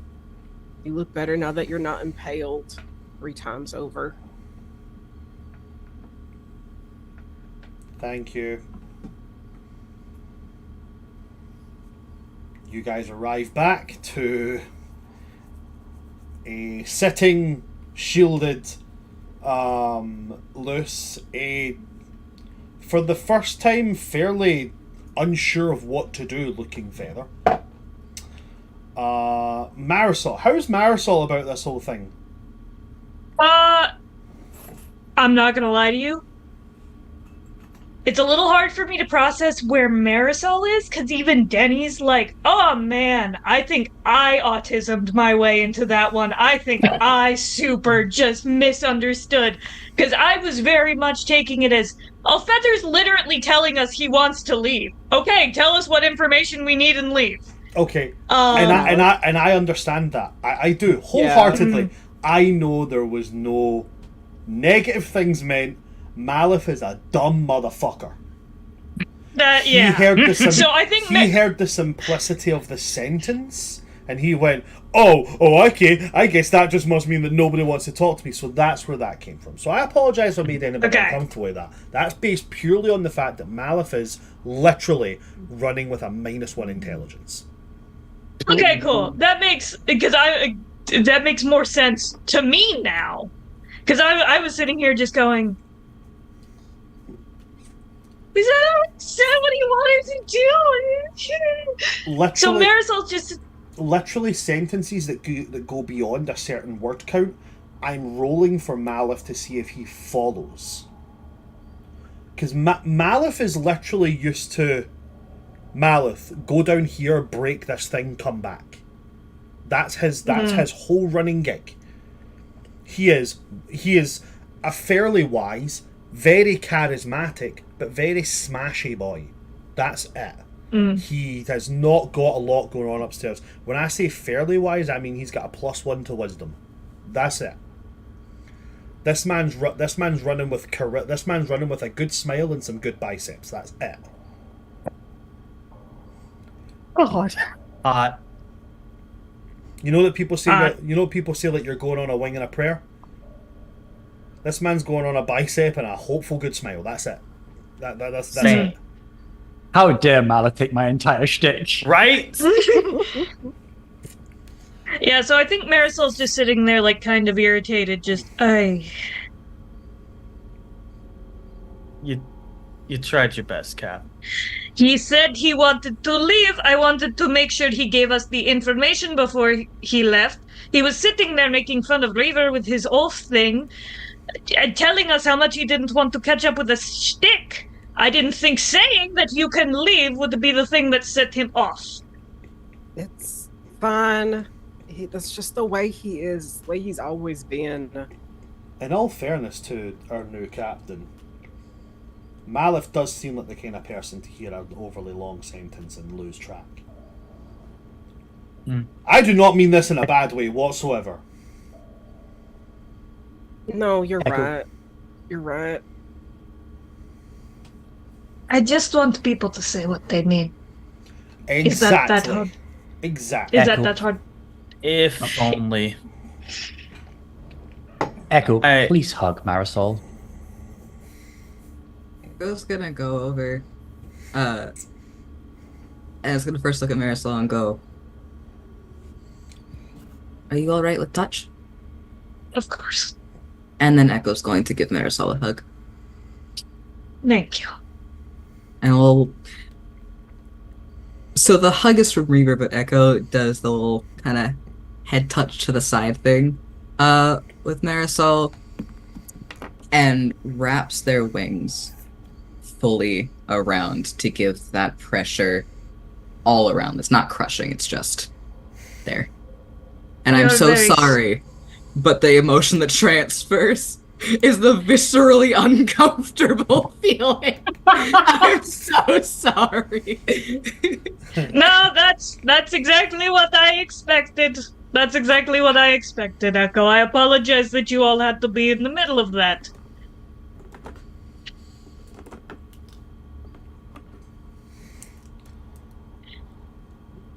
Echo's gonna speak in that weird thing that's all around, but also like kind of in Marisol's ear, and just go, Echo does not understand almost any of what just happened. Feather will just say, it's okay, Echo, neither do I. Ariel kind of swim. Sorry. After you. Appreciate it. Ariel just kind of swims up next to Marisol and just bumps shoulders. You're trying your best. Thank you. Now, and we have a... Go ahead. Sorry, I keep interrupting people. I'd like to put a question out and possibly hold off on heading to the descent. Okay.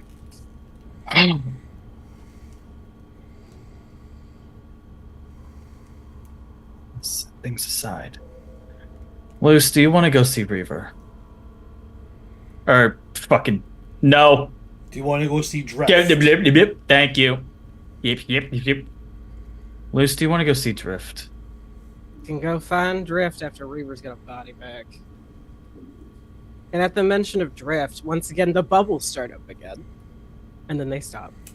Because she's still, like, face in knees behind shield to where nobody can see her face. But Echo's got an insane fucking passive perception. Luce's entire body language is reading a mix of it's that same calm before the storm one that I described, but it's without the tether. And so it's like her tentacles that aren't covering her face are erratic. They're reaching, but they can't find anything. They basically, and you can read probably her like facial expression that's hidden, and it is in nothing but focused grief. What can only be read as focused grief. And they just keep touching one spot on the side of her shoulder, which above table is the shoulder that she had pushed against Malith. And basically, like, whenever they were talking together. And her tentacles are trying to put weight on it to mimic it, but they just can't, because it can't mimic that feeling. How much of that part can Echo tell? You can tell that it's probably the act of self-soothing. Yep.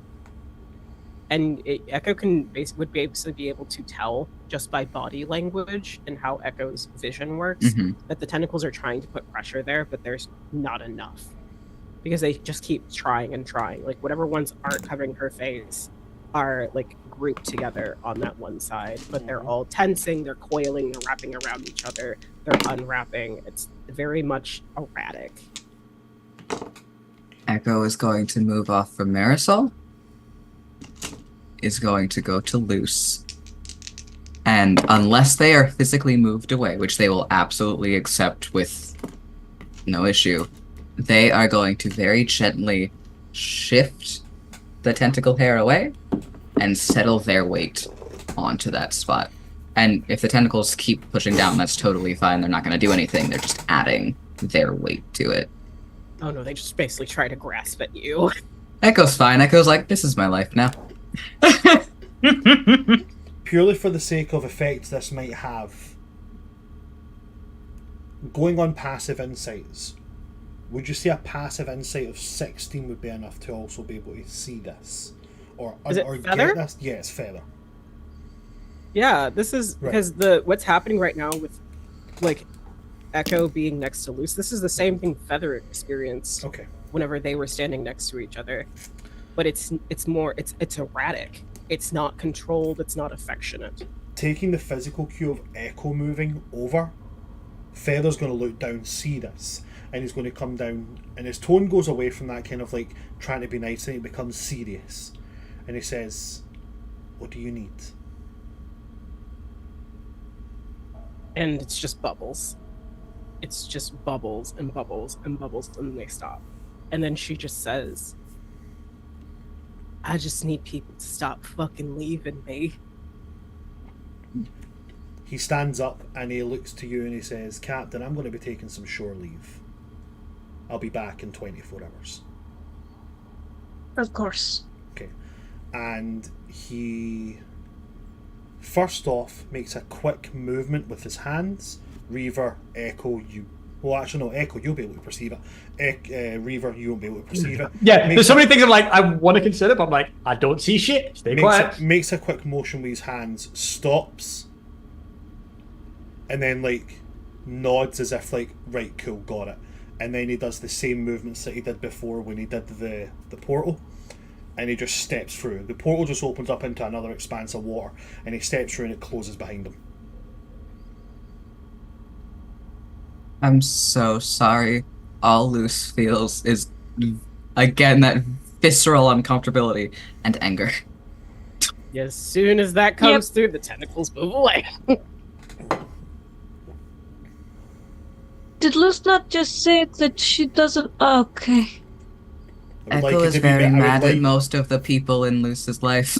I would like it to be made very clear that Feather It's fine. said out loud, he is coming back. Yes. Yeah. It just feels very weird at the moment. That's what Echo's peeved about. She's like, are you fucking kidding me? Echo's like, I don't care what the fuck you're doing. This is the worst fucking timing.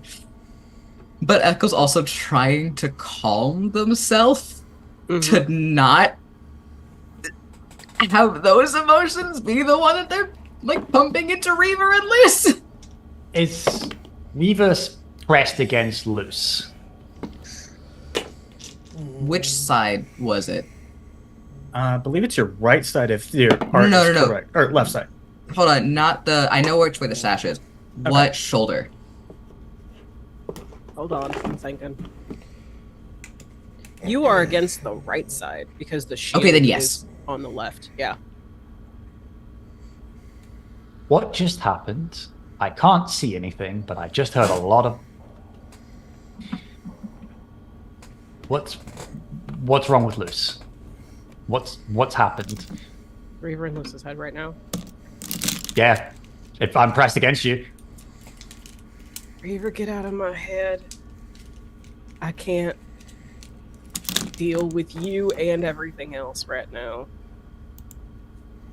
But also don't leave. Well, that's a God, shame, don't because leave.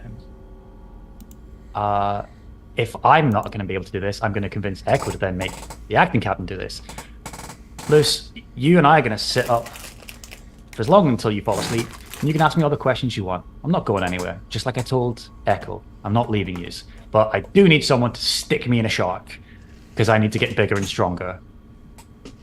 Are you...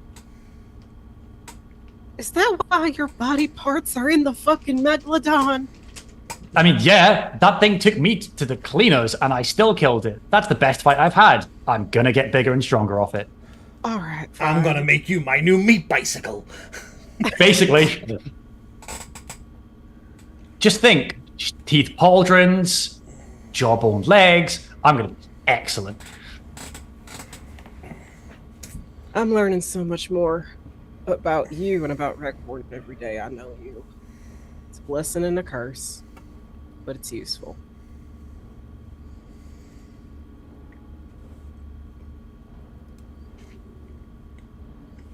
What's your question for today, Luce? Oh, Brad, if you want to close up, by all means. I was just If it going to say, doesn't because we are quite, we're getting into a Yes. wee bit of being over time, so I just want to double check. Is there anything that has to be done just now, or can we bring this to a close? Yeah. On I this? think we can bring this to a before close. before we go on to splitting off for people to rest, basically. Yeah, I was about to say, if it helps, Ariel is about to start like making a campsite for everyone. Well, what we can do is we can leave them with that, with everybody choosing to rest, Ariel setting up camp, and we can start wrapping down there. Okay? And we'll come in next session with everybody's pre-rest, and then going into resting and what happens next. There will be an end credit scene that, so I'm going to go over this. Is why I wanted to kind of get here now, so we can get this wrapped fairly quickly. So a couple of things. First part is going to be a group of deep elves huddled outside of large walls in the Black Ocean. One of them with a very recognisable sword. And drawing in the ground with his finger and pointing to certain areas and then pointing to another part. And then saying, if we make our move right here, they'll never see it coming. We get inside, we take it, and we get out. Does everybody understand? And they all nod. And then they start swimming towards this structure. And as they get closer and closer to it, they get about 50 feet away when it suddenly lights up. And it's like a chapel. But like a chapel built of this greenish black rock. Built into the sides of a... like the end of a split in a canyon. And as it lights up, there are these cultists of varying states of decay holding weapons that are jagged and rusted. And one of them, specifically this, what was maybe once orcish looking cultist floating above them with, instead of hands, these long, jagged skeletal hands with these, instead of standard endings on the finger knuckles, they kind of arc out almost in the shape of like butcher knives, where they kind of like widen out and then curve out to the tips. Again, they look as if they are like decomposed and filled with the rot of decay. And they gesture to them all and say, it looks like the last of them are here. Let's take them.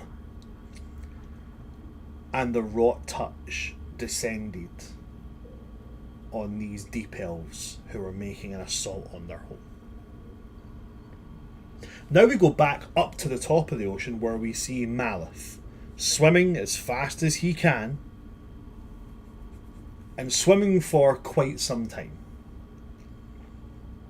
And eventually he reaches the edge of the descent.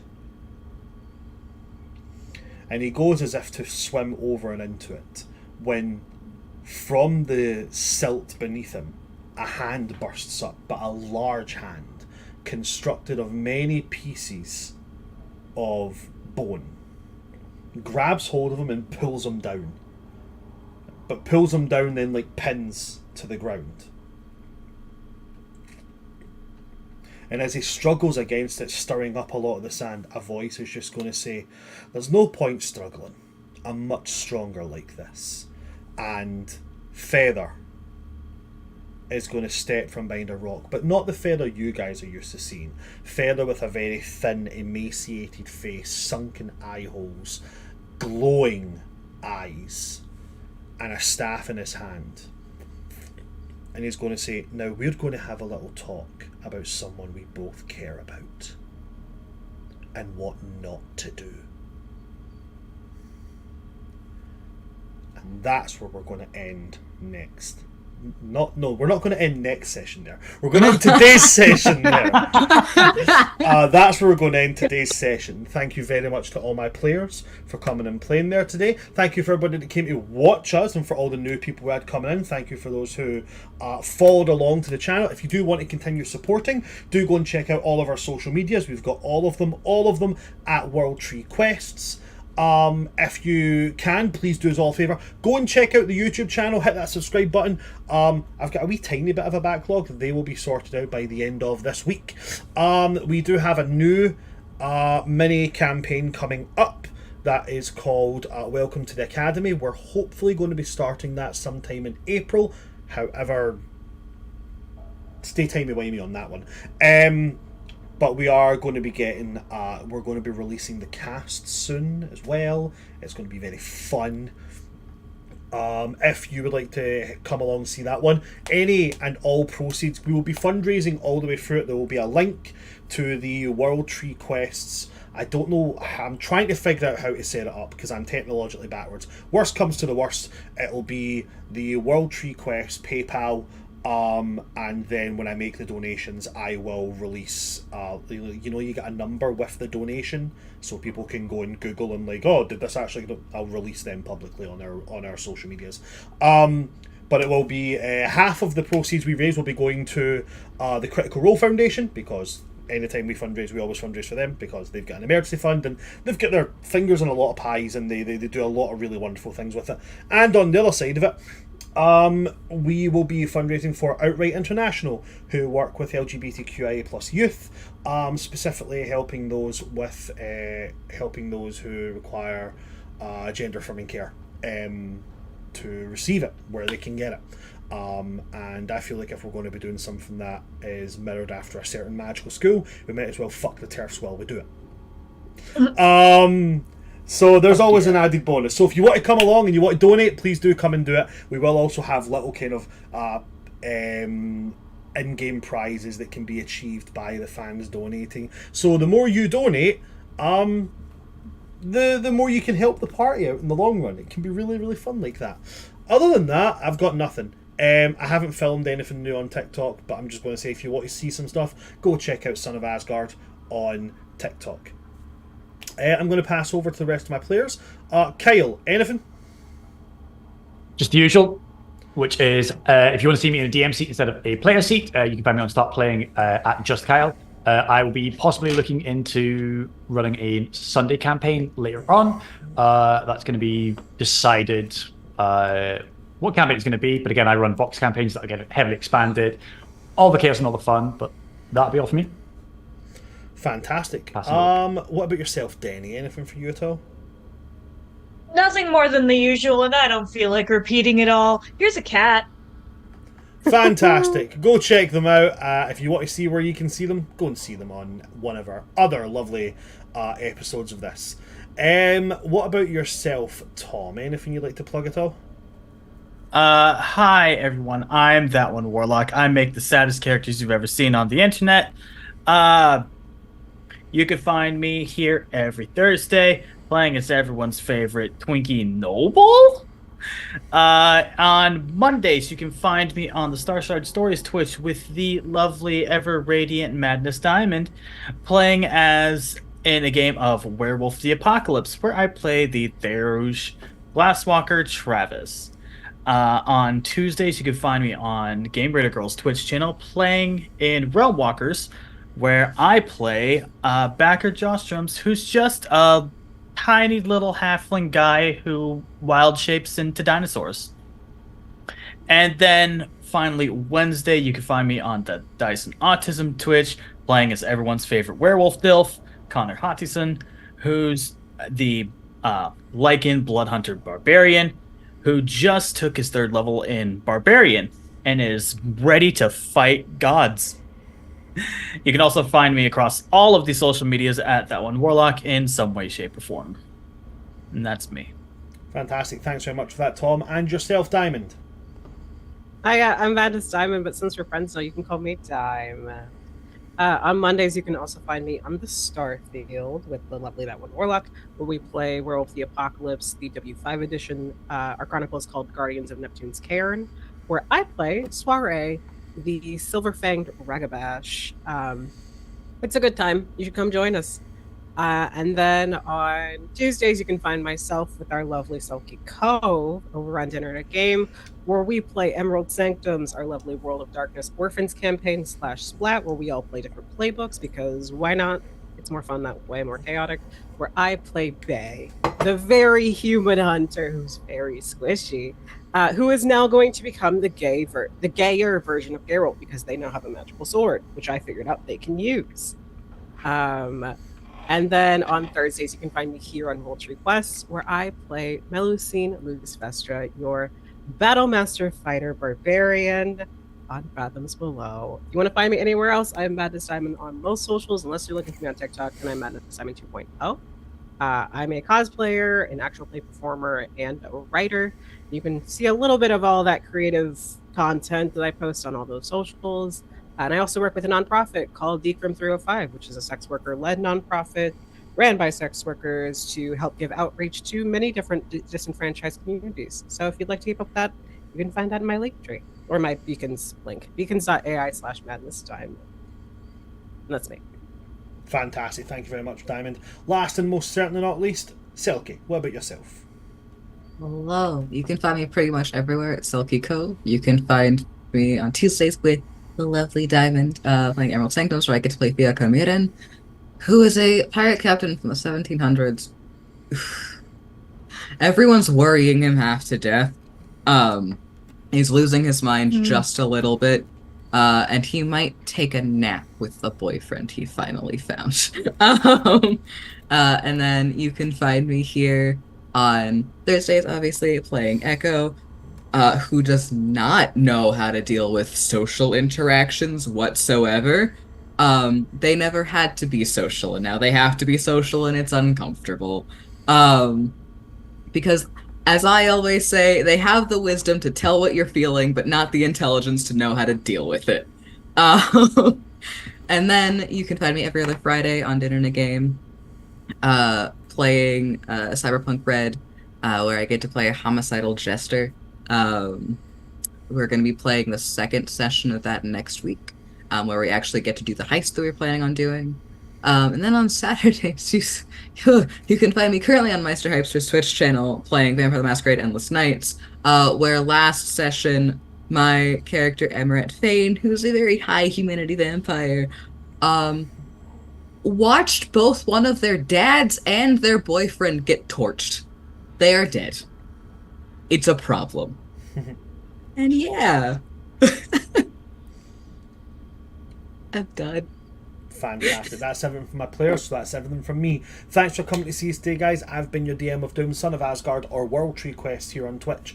With me today, we've had Just Kyle, we've had Lawless Aries Cosplay, we've had That One Warlock, we've had Madness Diamond 2.0, and we've had Selkie Cove. From all of us here at World Tree Quests, good night, stay safe. Please take it easy on your NPCs who have got -1 intelligence. They're trying their hardest. Also, don't pull a Finny, Yes. who also had a -1 in intelligence. Good night, folks. That makes sense. Good night.